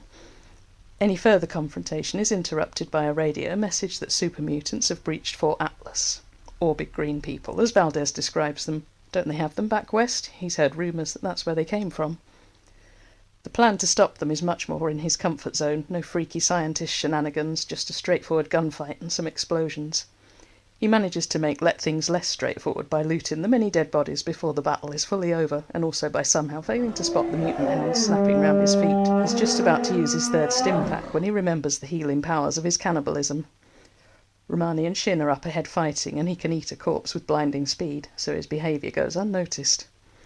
Eventually, it occurs to him that the super mutants will probably keep arriving until he gets and plants the explosives at their entry points. This done, mission accomplished. Romani and Shin resume their bickering once the mission is over, and Valdez is surprised to hear of the destruction of the transmitter and says she needs a moment, so he'll probably leave things here. It's been a while since he's done his own thing in the wasteland, so he heads off. So that's it. I haven't done too much in the game. Sulior's been posting glowing reports on the end of Dragon Age, so I've been spending a bit of time trying to catch up on that. So yeah, that's where I am. See you next time. Bye. You guys are polluting our Roundtable players. Stop it. It comes for us all. Hey, if you recall when we had Vanessa on, we spoke very glowingly about BioWare. She is an OG BioWare fan too. But she'll be back. And this kind of makes perfect sense to me for a character. Already, yeah. You take Jim here.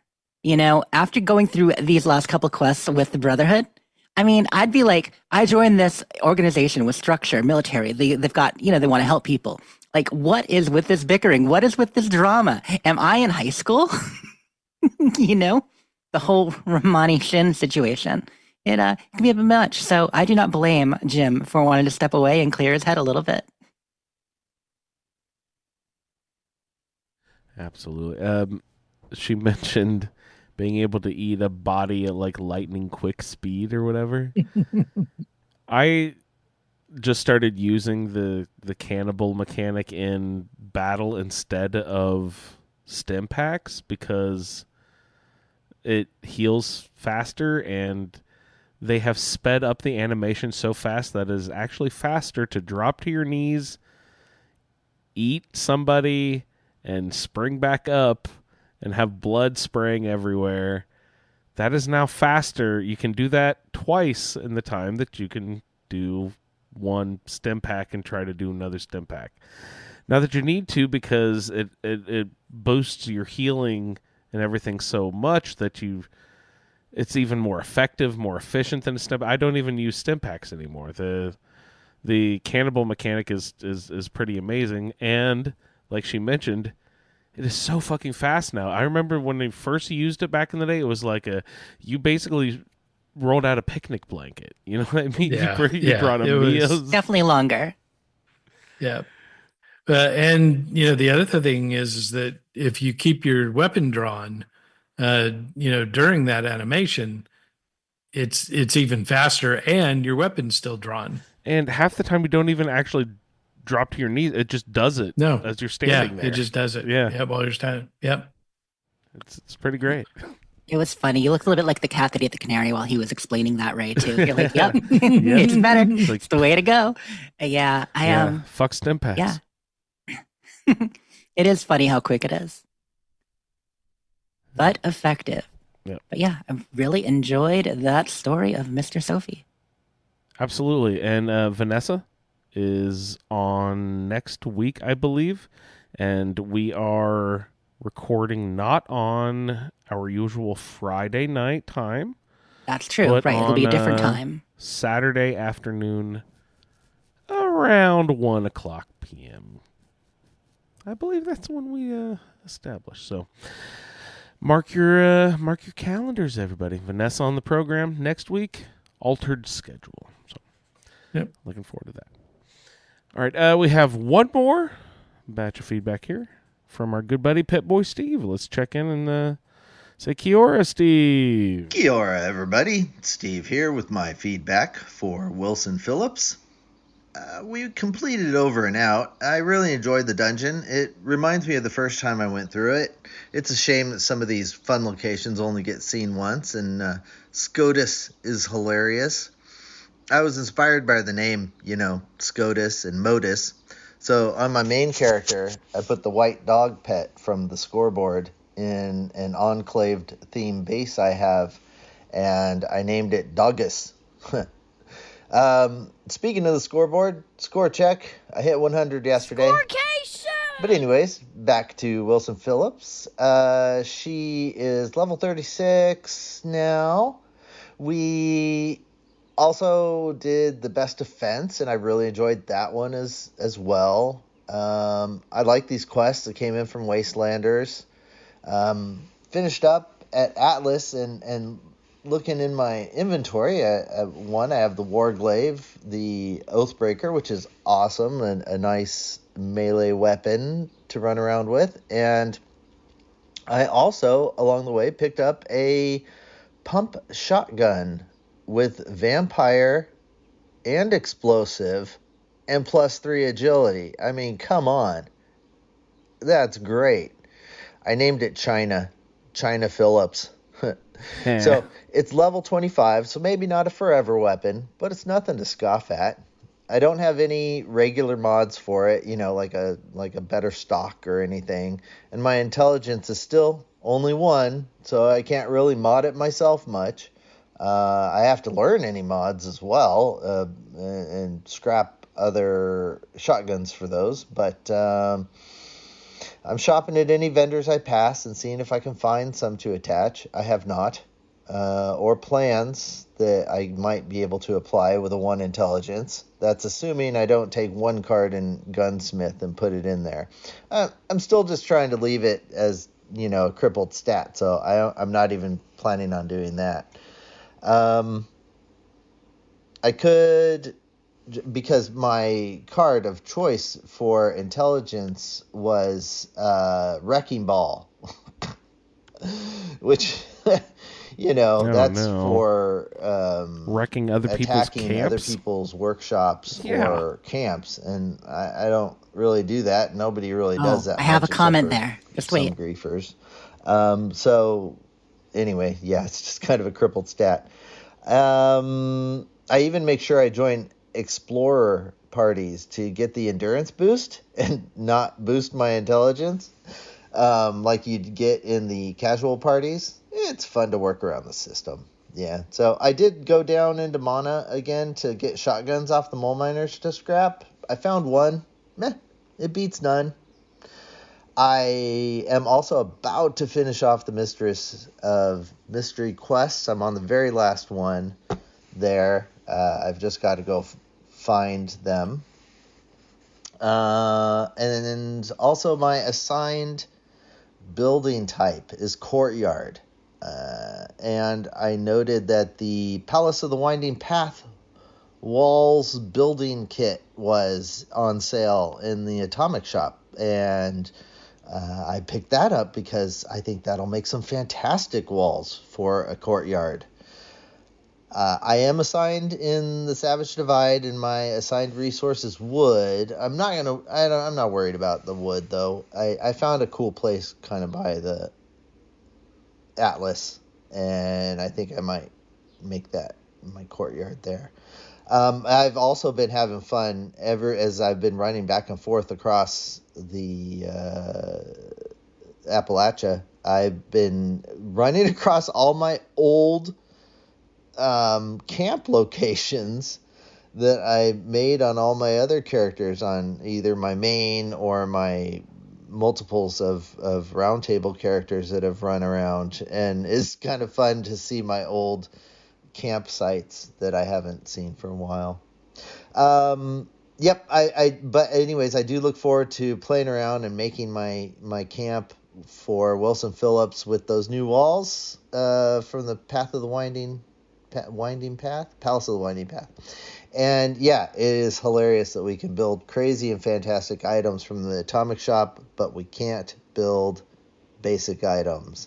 And I'm telling you, I am not planning on redoing all the power plant events to get generator plans so that I can build them in my camp. I think I'm just going to stick with the ones I got from the Atomic Shop because I don't like those events to repower up the power plants. They're just a real pain in the ass. Very. Anyways, that's it for now. Thanks, everybody, and I'll see you in the wasteland. Not if I see you first, Steve. What was your comment, Jess?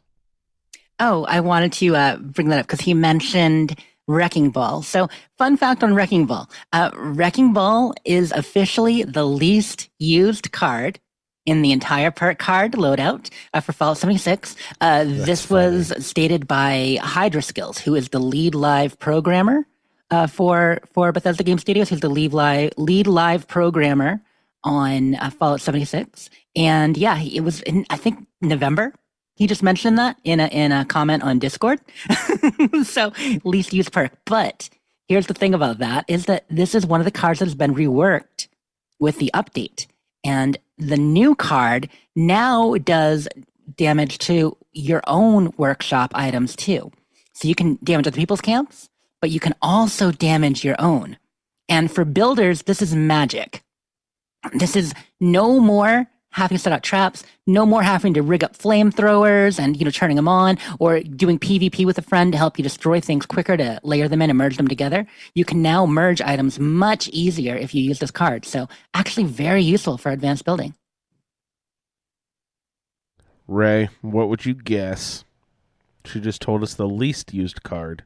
What is the most used perk card in Fallout 76? Of all loadouts, all character types, all players ever in this massive online game. So my guess would be either the I don't remember what it's called, the one that lets you get better prices at the merchant. Okay. It's not called barter. What's it called? Hard bargain, right? Hard bargain. Thank you. Something like that. And starch jeans. Yeah, that's probably popular. I think my vote would go to First Aid. I think First Aid is really popular. Stimpak's more effective, especially on early builds, one of the ones that you get early on in the game. Because all the weapon ones, people are distributed between weapons. Not everyone uses the VATS card, even though, they should at least get one level on that. Serendipity, Lone Wanderer, teams are really popular. So a lot of those, like a lot of the quality of life cards, people move away from over time. But I think First Aid is one they always use. Starch Jeans is one anyone who plays for a length of time always uses. And what was the first one you said, Ryan? Hard bargain. Yeah, hard bargain. I don't ever use it, but I think probably people do. If, we get to a point in the game where we don't care about caps as much, so I feel like it maybe went away, but I think the first couple years that was probably true. And now that we buy from player vendors more, it's not as much of a thing. Along the same lines, travel agent, so the fast travel for fewer caps. But I don't care about that anymore. I used to care so much about that. Mm-hmm. Yeah, and that's the thing. My frame of reference is, early game mostly 2 years ago. Mm-hmm. Yeah, right. Lower level characters. When lower level characters, stuff like the travel agent is more useful, and hard bargain is more useful, and all of that. Well, and then after a while, you just don't care, and you're like, "Oh God, I'm at max caps again! Quick, let's go buy like 5 bundles of copper and 5 bundles of concrete." Okay, so now I'm not only interested in the most and the least used cards, but has that trend changed over time? Since Ray mentioned that his references from 2 years ago, I'm like, okay, so the least used card, has that always been Wrecking Ball? I mean, that's probably pretty safe because it's a pretty shitty card. That's one's probably pretty safe. I mean, the most used cards, has that changed and evolved over time as they've changed the game? And and As introduced people different learned about Bloodied, updates. as that became the meta, people started using more things like Bloody Mess and putting things heavier into like the luck stat. I feel like there weren't that many luck players early on. And now there are a lot who really rely on serendipity and crits and stuff like that and the boosts from their Bloodied build. I don't know. Steve also mentioned something that I love, which is like I've always thought of it as kind of like Camp Deja Vu, where you like walk to a place and get a chill because I've been here before. Like like there used to be a camp here that in one of your former players where you're like, oh yes, I've been here 1,000 times. But I always thought that was fun. I get it really bad with locations from, I can't remember what it's called. Oh, Nuclear Winter. There are certain spots where I would hide in Nuclear Winter all the time, and when I stumble across those places in the real game, it just feels so weird and out of place for some reason. It's like I'm not playing the game within the game anymore, but I'm stuck in the game within the game. It's strange. I don't know. It's a really odd feeling.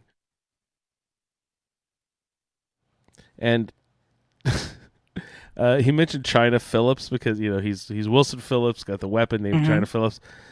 I didn't realize how China Phillips spells her name all weird. Chynna. I had no idea she spelled it like that. Kind of like the wrestler China, right? It's hilarious. All right.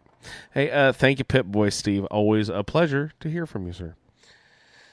Let's what do we got on the schedule? We probably have some iguana bits, etc. But we've got another Will. Hey, this is the first sent in list Will has given us. Last week was the debut of his new project, the Fallout Top 5. And this week we're doing the Fallout Top 5 excuses to the Vault Tech sales rep. Top 5 excuses to the Vault Tech sales rep. Number 5. I know it's the apocalypse, but I prefer something more eco-friendly. Number 4. Yeah, I'm just going to ride it out in the fridge out back. Number 3. I'm not going anywhere without my dog Roosevelt. Well, not the show. Number 2.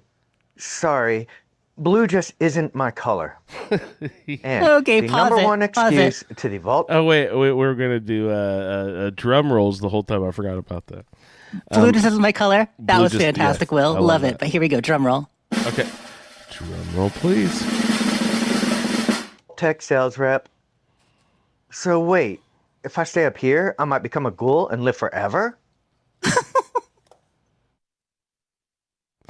Well cool. done. The crowd loved that one. Was that a pleased crowd? They sounded kind of like they were. They sounded angry. Something horrible was happening. Yeah. Were they screaming? Here we go. Maybe this one's better. There we go. Yay, Good job, Will. Good job. Will. Excellent. Yes, blue is just not my color. Love that. All right. Hopefully, keep sending those in. Those are great. And coming up next, we'll dig into what's been going on in the news in the Fallout world. Let's check in with our iguana bits. Jessica, to the office, please. Jessica, to the office. Your iguana bits are ready. Please come pick them up. Oh, thanks, me. Back when I wasn't sick. So I will try to get through this without coughing, y'all. We will see how it goes. So just a few bits this week, but some fun stuff. So as mentioned last week, Bethesda is back, and they are back big time. We haven't got any big articles yet, but they are back on socials. They're tweeting, and today, for the first time, they tweeted out on Blue Sky. So they now have official accounts for Elder Scrolls, for Fallout, for Starfield, and Bethesda Game Studios over there on Blue Sky. So if you're over there, be sure to follow them.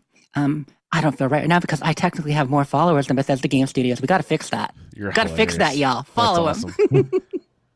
I think you established Blue Sky. You probably could have gotten one of the, just the @ my name, Didn't have to come could have. Maybe could have. That would have been fun. But no, they're on there. Make sure to follow them. Excited to have them on another official social. And it is official. You follow the right one if there is Bethesda.com, because one of the cool things Blue Sky does is it'll resolve based on a custom personal URL. So, you've got BethesdaStudios.com, and then you've got, Fallout. They use the subdomain for each of the ones. So that way you can tell it's official. And no one can copy them. No imposters. Also, how do they do that? Oh, it's the way Blue Sky is set up. Anybody can do it. So, for instance, if we were to have an official ASA podcast account over there, it could be asapodcasting.com, could be our @. And because it's domain verified, no one else could have it. Just how it works. Screw you guys. Yeah, it's an interesting way that they are set up. I don't remember the exact name of their protocol, but essentially each user is really a domain or, a website. A website. Their own. Mm-hmm. Mm-hmm. It's a kind of cool setup. So, one thing I wanted to mention in the news this past week, Kiwi Talks, I believe it's called Kiwi Talks. He is a YouTuber and occasionally does interviews. He specializes in developer interviews. And he had on many people's favorite quest designer, Will Shen. You may know Will Shen. He's most commonly talked about as, Starfield's lead quest designer and also the primary quest designer for, of course, Far Harbor. Is how people tend to know him when they talk about him. Like, oh, Will Shen, he's the guy that did Far Harbor. But he's been with Bethesda a lot longer than that. So I just wanted to mention, it's called Kiwi Talks, as in a kiwi, like, Pip-Boy Steve. And it was a good interview. It's more about his time. The interview was actually more about Bethesda than it is about Will Shen. But he does get into a little bit of both. Also, that's Talks with a Z, I believe. I'm pulling it up just to double check right there. Yes, Kiwi Talks with a Z. But one interesting tidbit I wanted to share from that, and there's a lot of things you can pull from it about his time developing, but Will Shen was with Bethesda longer than I realized. So I thought he came in sometime around, maybe late Skyrim, early Fallout 4. Turns out he was there before. He was actually an intern during Oblivion and helped work on the internal Elder Scrolls wiki. Back when that was being started, like kind of doing a lot of data entry, like intern stuff, filing and putting in data. And so we put a lot of the early stuff in. And he came back and was hired as a quest designer for Skyrim. So he was in there working on it. And there's a story he tells, which pretty interesting. Obviously, listen to the podcast to get the whole story, but my little condensed version of it. He talks about how as a quest designer, one of his kind of formative moments was he was getting into it and learning and, working with the whole team. There's often, team meetings where they go in and they kind of discuss the overall quest, the trajectory of different regions and what they're working on. And partway through, during a meeting, with Emil, obviously, in charge of writing and stuff over there, they were discussing the quest and he, called out Will and said, this Taste of Death quest, which you guys might remember the name, Taste of Death, the quest in Markarth. This Taste of Death quest is kind of an example of everything we're doing wrong in our quest design. What? And that was when Will was working on. Yeah. And, he kind of talked through what was wrong with the mistakes they were making, but it was kind of an example or endemic of a lot of what they were doing a little bit wrong with Skyrim quest design. And Will took that to heart. And he's like, my God, I'm being called out in front of everybody, which, it's a team meeting, and of course you're going to get into that, and it was just an example. But he's like, I'm not sure I'm long for this team. And, he was worried he might be losing his job. And so he vowed to kind of redesign it, talk to Emil and talk to people, and he went in and he reworked that quest. But he said there was something freeing about the fact that he thought he might not be there much longer, so he was just going to do what he could while he was there. So he said, I started writing less about what I thought the rules of quest design were. Because keep in mind, he was an intern before. This was probably his first major gig in his early 20s. And as a writer. And he says, I started designing more for like what I thought would be fun as opposed to kind of following what I had learned about quest design, up to that point in school and such. And he said, I was designing more for me and I'd taken some chances. And then I said, I'm not just going to do this. I'm going to redesign all of Markarth because he was the primary designer for the region and city of Markarth, all the quests there, which again, I did not know this was Will Shen quest, but those quests you're doing there, all throughout that area, the various ones, Will Shen all over it. So he redesigned all those. And he started getting positive reviews and positive feedback, and people really enjoyed his stuff. And, he impressed the boss. He started getting notes. And by the end of that, he was actually the one who was asked to design the intro quest for the Hey You, You're Finally Awake. He did the intro for Skyrim with the cart and the timing and the conversation and going in there and the way that's done. And he mentions how going from the point where he was, on the verge of possibly losing his first big quest design job to becoming integral to the team, designing the opening quest, which is always an honor to do, was pretty major. And that was really neat. And it turns out he actually did the intro for Fallout 4 as well, for, the whole Fallout 4 intro there in pre-war period, among many other quests. He worked on the intro for Fallout 76 and for Starfield. So he did a lot of the intros from there on out for a lot of their quests. And the whole idea of pacing, he talked about how in an intro quest, you need to remember that you can't just jump immediately into the action, because while you as someone who's played a bit, is ready to go, what's going on, a new player can be a bit overwhelmed. He's like, so you got to remember to leave a little bit of space. And that's why there's, some of the space there, which on multi-repeat plays of people like Ray who have made many, many characters, it can go a little bit long at times. You might try alternate starts and different things to get through it. But it talked about his philosophy there. So I just thought that was a really neat story about how this quest designer almost wasn't. But yeah, he was with Bethesda until, and for those who don't know, I assume most people do know, but he left Bethesda, I believe it was 2022. Might have been late 2021. It was it was just before Starfield released, around that time. So it would have been like 2022 or so, because he was lead quest designer all the way through Starfield. It might have even been right around the time it released. But he did leave Bethesda, and he was working with Something Wicked Games for a bit. Now, that was a studio started by Jeff, who was previously the executive producer for Fallout 76, and also left the company. And that seems to have slowed down. I'm not sure if they're still around or not, but Will is now with the group who developed Subnautica. So yeah, he's moved. He's done 2 positions, trying things, expanding out there. But with Bethesda for a good, what would that be, like 14 years at least? Pretty impressive. So, anyway, check the interview out. Sillior did drop the link in chat. Next up on the bits. Right. Yeah, I got a few more things. Next up on the bits, Bethesda is aware that Snakey in the new raid, he's very crashy. He's very bitey. He will jostle the server a little bit too hard, and the entire server will crash on you when you're in the raid.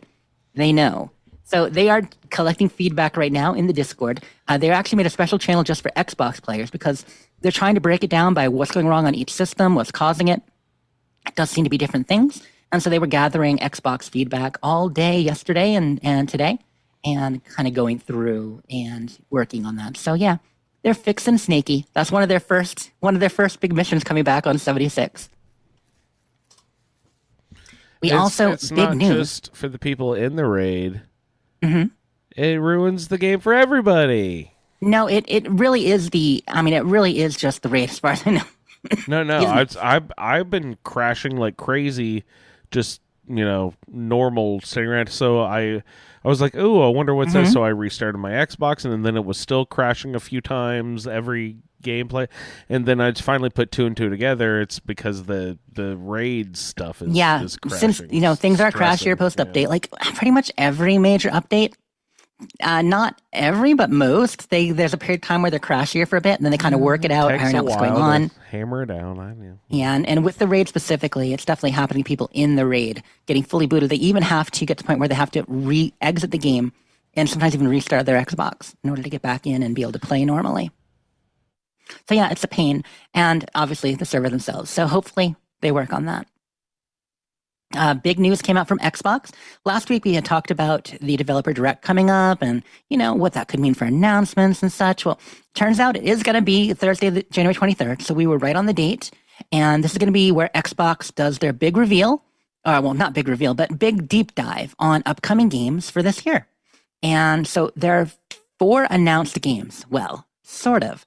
So the past couple years, they've announced 4 and then had a surprise 5th game. Okay, so last year, for instance, we had Avowed, which didn't end up coming out last year. It's coming out next month. But, they had Avowed, they had Hellblade, they had all that. This year, they've announced that they're going to be showing Doom: The Dark Ages, they're going to be showing. Actually, what is it? I'm suddenly forgetting the list. South of Midnight, I know. Doom the Dark Ages, South of Midnight. What is the third? I'm pulling up my tweet about it. Yes, Claire Obscure. So this is actually a second party game. This is not one of their studios. Claire Obscure Expedition 33 will be launching day one into Game Pass. So they're showing it as part of their update. It's actually a really graphically cool looking game. We'll talk about it more as it gets closer. I don't know much about it now. After deep dive, we will. So Doom, South of Midnight, Claire Obscure, which means probably all of these are coming out in the first half of the year before, June, and we get the actual summer showcase like usual. Then they said a fourth unannounced new game.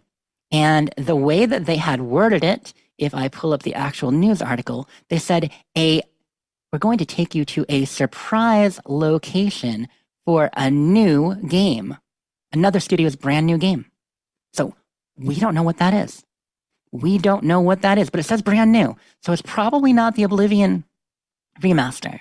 And it's probably nothing we've heard about if they're saying it's unannounced and brand new.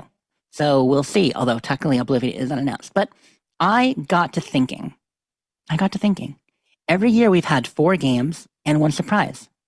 This year we have 3 games and 1 surprise, but it's not a surprise because they told us. So I think we might still have 4 games and 1 surprise.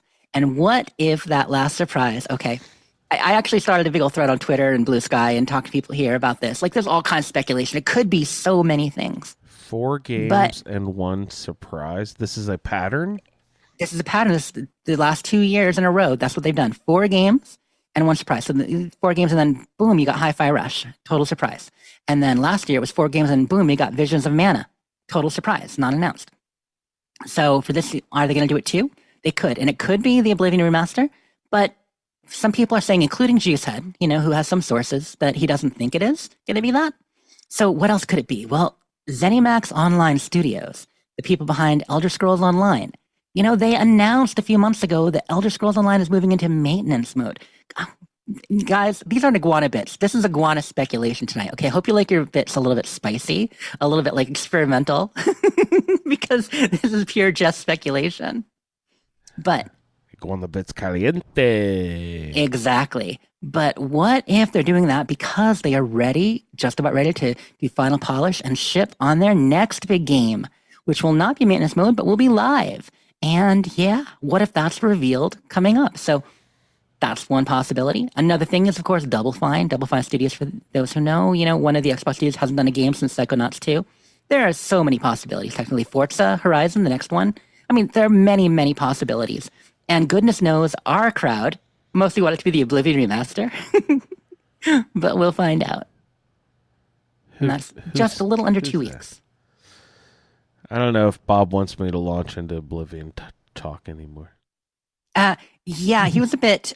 I mean, he's not the only one. A few people were a bit upset about the Oblivion slander, but I feel that was more about Ray than you, to be honest. Ray is very divisive. Like whenever you hear anyone talk about the personalities of the show, it's always about how Ray's just tearing everything apart and causing chaos just to, run amok, So, Ray, keep it under control over there, buddy. I mean, that's, I got to do my part. Exactly. If they don't want Ray to complain, maybe they should make it where you press the button and the action happens instead of having to wait. Quit eating people, Ray. But yeah, so that was exciting. And, Oblivion, great. But I think some of our friends would enjoy a remaster. And of course, as I've said before, if we get the Oblivion remaster, that's one step closer to Fallout 3. So, I guess, yeah. No. Yeah, that would be the right order, right? They were both rumored, and on that, that leaked document, and the leaked document had them in successive years with Oblivion first and then Fallout 3 the next year. And if they were done using the same kind of technology, one is a proof of concept for the other in a way. Let's see. So as far as remasters go, does that Skyrim stuff they've done recently count as remaster? Is that what that is? Technically, yeah. Technically, Skyrim Special Edition and Anniversary Edition, kind of a remaster with a little bit of additional content, not a remake. Have they done that in other games? than Skyrim? Bethesda hasn't previously really believed in remasters, and even the Skyrim stuff is, it's in terms of a remaster, it's a bit light because it's closer together. They're polishing and improving, but not. A lot of times remasters are usually a generation or two apart, so you can get a real graphics bump, which of course you would with Oblivion for sure. For sure. In chat, they're saying we need mods to restore potato mode to it. No. We're trying to get rid of the goddamn potato mode, you guys. Some people, they be liking the potatoes. What are you going to do? It's going to be carrot faces now.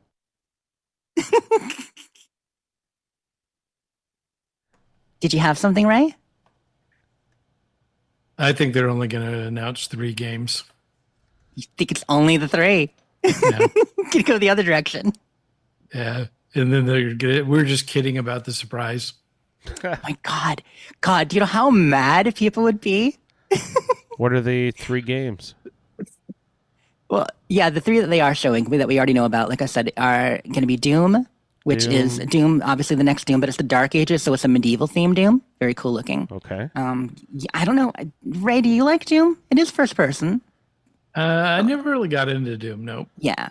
You said there was the Dark Ages looks neat, but the space one? No. I thought you mentioned that one last week or something. All right, never mind. And then South at Midnight, which is Louisiana Bayou kind of third-person action game, looks awesome. Delving deep into like lore and mythology of the area. That's a around brand New Orleans. new first in its line. Yep. Brand new thing. Okay. Kind of stop motion animation style in the cutscenes, which is really neat. But then the action looks kind of fluid. So say the that's title really cool. again. South of Midnight. South of Midnight. Okay. Yeah. It looks really neat. And then, like I said, Claire Obscura, which I'll know more about when they show more about, but it's very pretty. Final iguana bit for the day. A little question for y'all / news. So on January 6th, Rolling Stone published an article. They are very full of themselves because they have declared officially the Rolling Stone Gaming 50 greatest video games of all time. Oh, Lord. From That's a goddamn minefield right there to put out a list like that. Like, I always feel really odd reading those like top 50 albums of all time. It's just like come on. Mm-hmm. Wow. Okay. So what do we got? What are our Are you over the highlights list? here? It's a big deal. I'm not going to go through all 50, but I will ask you guys, how many Fallout games do you think, or which Fallout games do you think are on the list of top 50? So this is ever all games, so maybe not that many. But do you think any are? Who assembled this list, and who did they ask? It's assembled by the Rolling Stone staff. When they do something like this, they do not assign a writer, so they can't be targeted for the controversial opinions, but also because it's usually a group effort. And who was polled, or how was the data accumulated? Opinions by the team who wrote the article. Okay. Right. I mean, what they say here, to pick the best games ever made, there's a lot of considerations. Gaming is a medium where sequels thrive. They can always look and play better. And while certain gaming dynasties run dozens of entries deep, there needs to be representation across the board. Today, everyone's a gamer, but they're not playing the same thing. For this list, quote, we looked at both how influential each game was at arrival, as well as whether it still holds up. A good game may have played well, but a great one still does. These are games that made the culture what it is today and will chart where it goes tomorrow. So there you go. So the top 50, how many Fallout entries? All right, Ray, what do you think? I mean, 4 is definitely got to be on the list. 3, yeah, they probably put in 4 because of the TV show. I would say New Vegas is probably in there. I don't think anything other than 4. No? You think it's only 4 in the top 50? So 50? Ray says 1 game and 4, and you say what? I think the top 10 is 7 Mario games. I think New Vegas is probably in the 40s somewhere. Okay, so you say 1 in New Vegas. Well, I actually expected it to be New Vegas too, because there's a 50 games out of every game ever made. There's not going to be that many. There is only 1 Fallout game on the list. And it's Fallout 2. And it is Fallout 3. What? They chose Fallout 3. Yep. And they played it recently? One assumes, along with our roundtable, I think, actually. Yeah, this was said here. According to the Fallout Feed roundtable, who recently played the game. No, they did not say that. That was not a quote. They did But, listen. But yeah, and it came in at number 21. Yeah, that's higher than I would expect. That's bold. Right? That's bold. I cannot believe 4 did not make it. I think what it is they needed to represent, but with such a tight list, they only wanted one from the series. And they decided Fallout 3 set the tone the best. So what they said, Bethesda Game Studios' revision of the cult RPG series could have been a simple sci-fi take on the Elder Scrolls, but instead introduced players to an immersive open world of nuclear-powered robots, cowboys, mutants, and ghouls in the ruin of the capital wasteland. RPGs had met first-person shooters before, but Fallout 3 brought unseen complexity and a high risk-reward factor to every decision, whether pickpocketing or deciding the fate of an entire city. By telling a player-driven narrative that retains a satirical undercurrent throughout, Fallout 3 paired the best parts of its predecessors and expanded into a more immersive and engrossing world. The industry has been chasing this unique blend of humor and pathos ever since. So that's why that they kind of established a new way of doing first-person open-world RPGs of this nature. Like, obviously, there had been some Elder Scrolls before that, but they're not wrong. And Fallout 4 did follow in the footsteps of Fallout 3, and certainly New Vegas did, right? So, yeah. But yeah, I was surprised it wasn't New Vegas or 4. Like, either one of those, right? I was completely with you. I was surprised, but it makes sense when you get to it. Okay. The main shocking thing was, though, that Shelter wasn't number 1.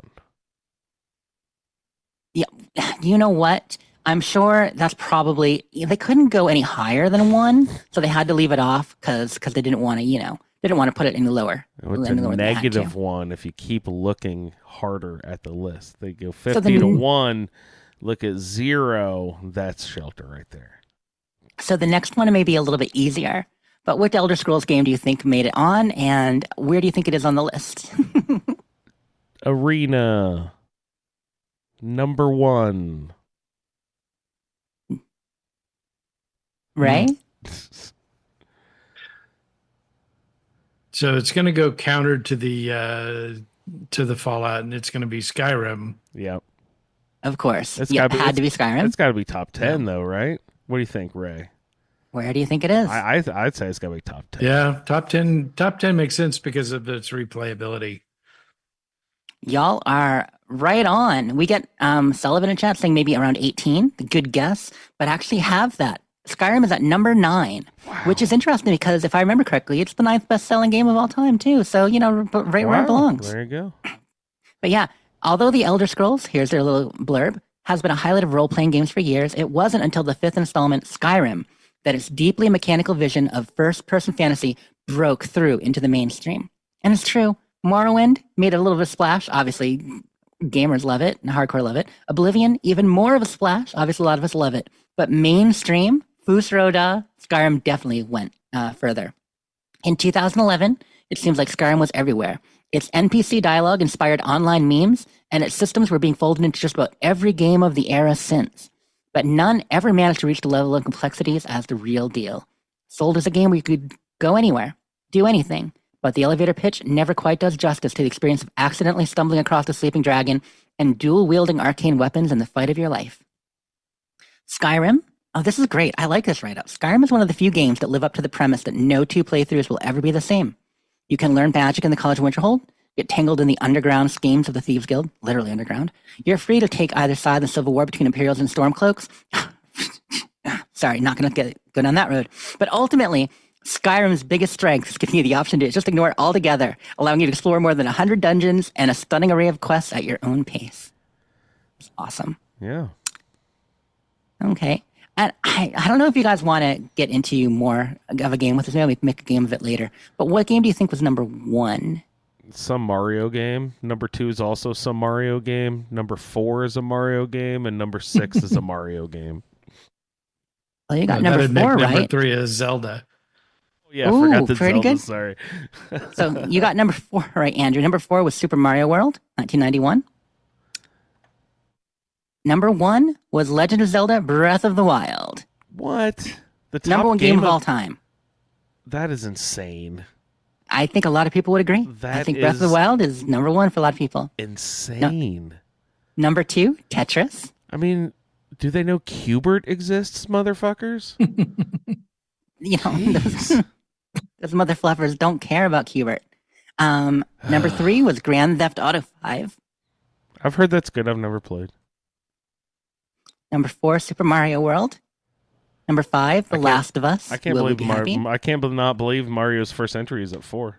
Number 6, Half-Life 2. No more Marios yet. Number 7, Metal Gear Solid. Number 8, Final Fantasy 7. Number 9, Skyrim.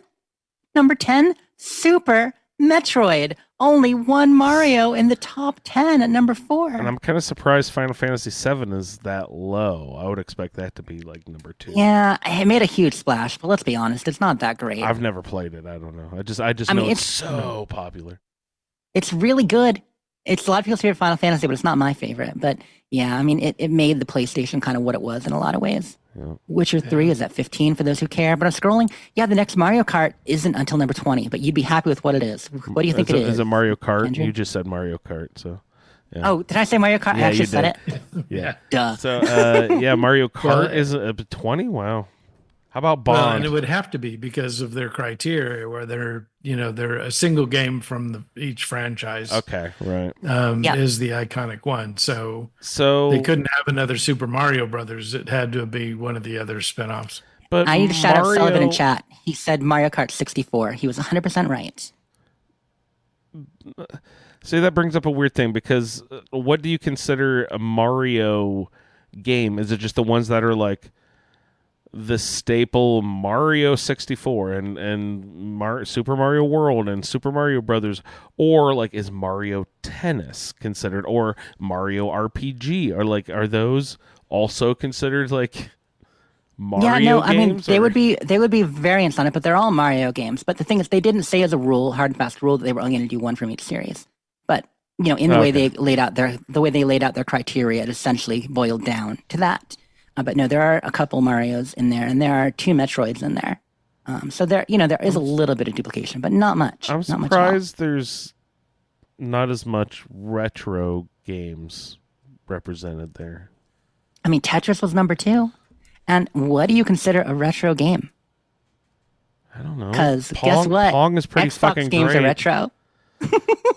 No, I mean like Atari, Coleco. There's some of that. Pac-Man was or Ms. Pac-Man at 32. Good choice, Ms. Pac-Man. Ms. Pac-Man is great because the levels shift, right? Well, Pac-Man just gets faster, and Ms. Pac-Man actually changes the shapes of the maze. Is that right? Ms. Pac-Man also had a very compelling story. But yes. And a bow. Yeah, I love a bow. Diablo 2 was on there. Sorry, I'm looking for old. Doom?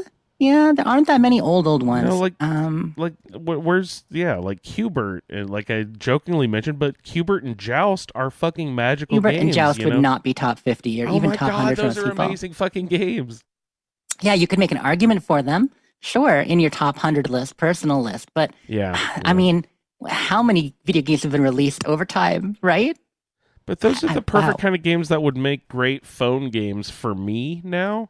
If I could play just like Joust for 5 minutes while I'm waiting in the waiting room at the dentist or whatever, that's... Oh, you guys are going to be so excited. So this just news came out from CES yesterday. This was not on the Iguana Bits, but I'm looking it up real quick. A new Atari handheld was announced. Ooh. The Atari Game Station Go was announced at CES 2025 yesterday. Oh, nice. It is a small form factor tablet about the size of a Switch, dedicated to Atari games.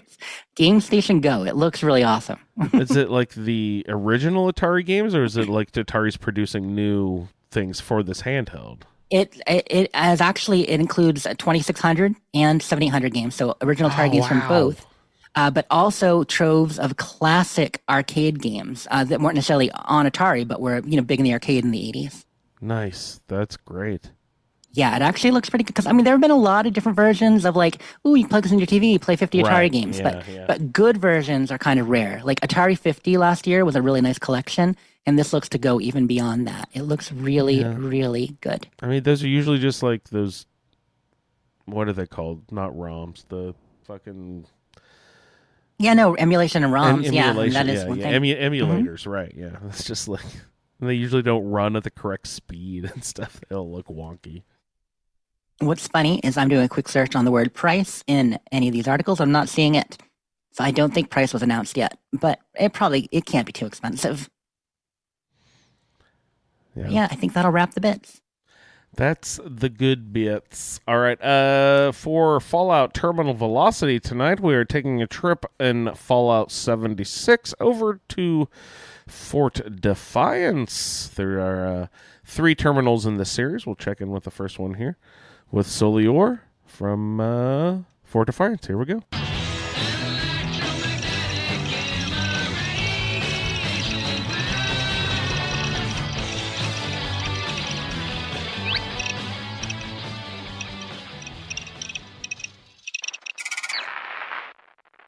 Hello, fellow Wastelanders. Eric, aka Sulior here, and I am back with another Terminal Velocity.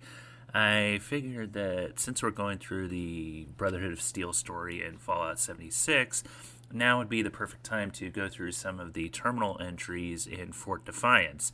So this is where the Brotherhood of Steel made their last stand against the Scorched before the events of Fallout 76 take place. So this first terminal that I'm going to go through is from a Scribe Grant. Now, I think that this terminal has them listed from newest to oldest, so I'm going to start at the bottom and work my way up. So I'm going to go oldest to newest. And this first one I'm going to read is from Paladin Integrity to Scribe Grant, and the subject is Mission 99-01. This is a reply, apparently. And it says, 99-01 was run once, and we lost good men.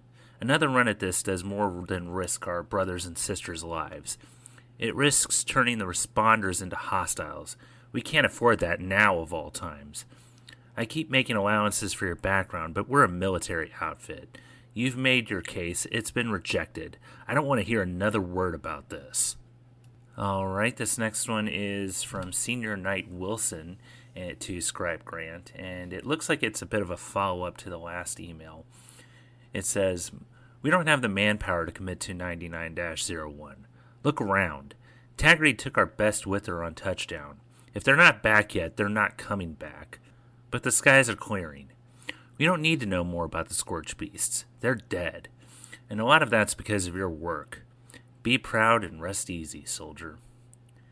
Alright, this next one is also from Senior Knight Wilson to Scribe Grant, and the subject is Mission 99-01 Urgent.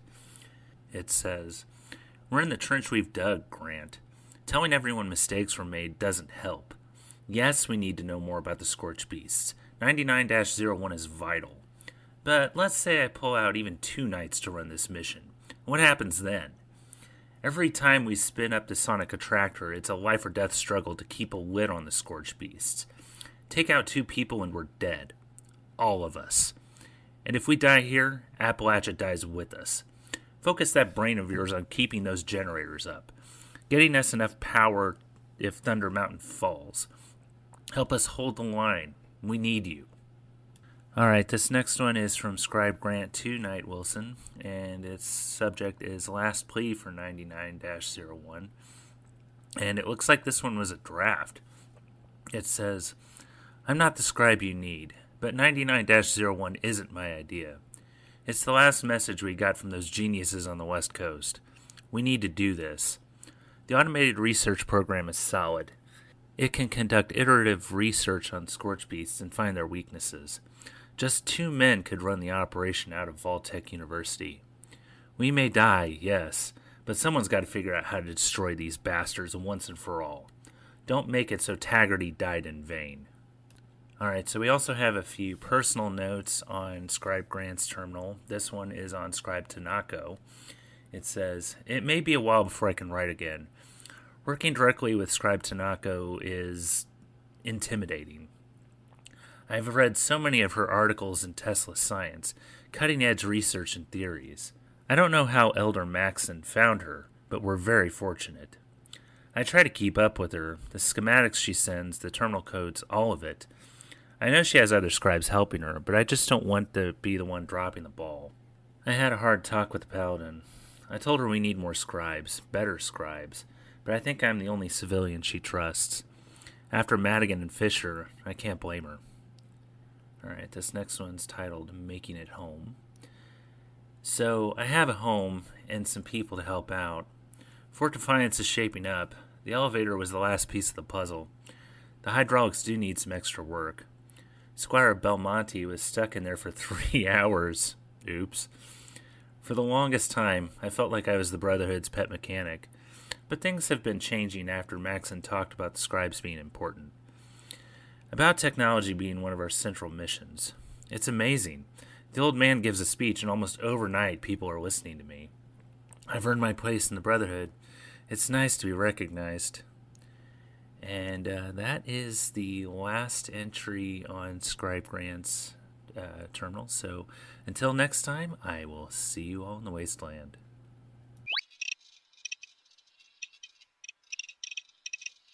Thank you very much, Solior. To participate in the Fallout Terminal Velocity Project, send your special letters, holotapes, and terminal entries to thefalloutfeed@gmail.com. You were saying, Jess? It's so funny. So the last several weeks, the intro and outro for that does not come through for Ray and I. So we hear it in silence. And I this is like the third week in a row. I start to chime in. I'm like, oh, too much silence. Let's go.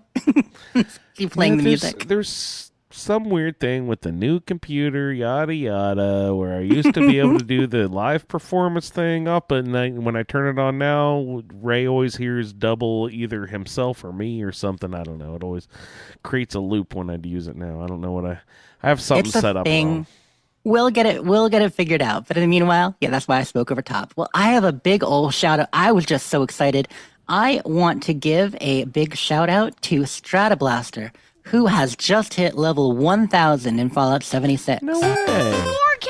Mm-hmm. That's great. Good job. I want to hear your celebratory sound again. This is my celebratory sound. I love that.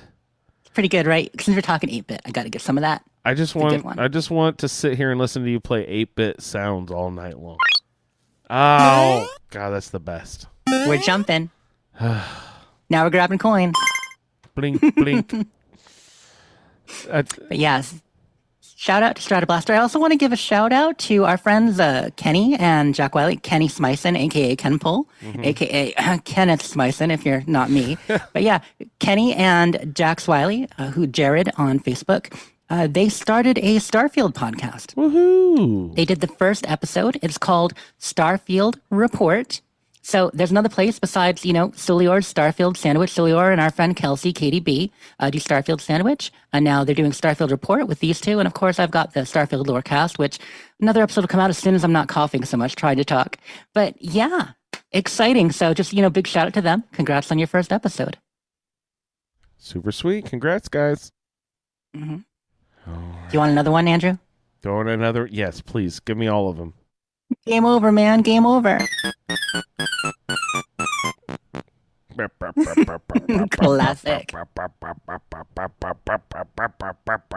It goes a little bit faster each line that the aliens drop down. Totally. And then you die. So much stress. No! Man, Atari games are the best. With soundboards. Yeah, so Atari Game Station. I'm excited to learn more about it. I thought that was really cool. Pitfall 2, one of the best games ever made. That should be on the top 50 right there. Pitfall 2, fucking great game. All right, Pitfall was good. We have other shouts here. Starfield Report, listen to that. Stratoblaster, level 1000. Congratulations, we did our Scorecations guys. top of the show. Scorecations top of the show. Awesome. We'll reiterate, Solior, Ash. These people had it last week even. So, man, overachievers. Ashley, Solior, Stratoblaster, you guys are great. It'll take me forever to get there. All right. Well, got at least 56 more days. I'm level 11. Attaboy, Ray. That's more than you usually get. Is there any other topics you guys would like to discuss on the show tonight? I'm pretty good. I hope you get the rest of your armor for your jetpack. If you want to check Minerva for discount plans, because we all like a good discount, she'll be coming up soon. I think you're not going to get Minerva until, 5 days from now? She should be at the White Spring. So, mark your calendar. Oh, my God. I forget. What location at the White Spring is she? Where's she roaming around about? Do you know? She's kind of on the front left near one of the doors. Actually, it might be Inside? the back left. But look to the outside. Outside. When you load in, just look to the door. And technically, actually, when you're entering, it's on your right. Okay, front entry then, right? I always go in the back way for some reason. Well, it's funny because which side is front, which side is back? I always get confused on that too because I used to always think the front doors with the refuge were the front. But if you look at it in a way, I don't know, with the mall, I mean, is that the back or is that the front? Because it's pretty front-like. The front door is the one with the derby hat sitting in front of it, and the back is the one that lines up with the last cottage in the row. That's how I always... Then it is the front with the refuge. Yep. Okay, that's how I always thought of it in my brain, but I really don't know. You would have to get like an aerial view or like see where the main street is, and I've never actually thought about that. We'll see. All right. Hey, if you would like to find out more about Jess and her projects, please search up Sleep is for Tea on Twitter and Blue Sky. Hey, Jess, thanks so much for hopping on tonight. It's been great. If you would like to see more about Ray, his BBC ISSS or the Butcher Baker Candlemaker in Space can also be found on Blue Sky. Ray, thanks so much. Good times. Ray and Jess can also be found frequently in our Discord. I have also started a little Blue Sky account at IndieAndroid, the same as my old Twitter account, so check that out if you would like. But I can mainly be found hanging around in our Facebook group, and the show can be found at the Fallout feed. All right. I'd like to thank everyone for downloading this edition of the Fallout feed, and we will see you in the Wasteland. Thank you for downloading this episode of the Fallout Feed Roundtable. If you are interested in doing a play-along character with us, the show can be contacted by emailing falloutroundtable@gmail.com. For the Roundtable schedule, our Amazon link, and all other show information, please head on over to asapodcasting.com, where you will find the Fallout feed, a Skyrimatic podcast, our YouTube channel, the Chatterbox, as well as other content. Once again, thank you for downloading, and we'll see you in the Wasteland. I am a winner. A winner is me. He can eat a corpse with blinding speed. I named it Doggus.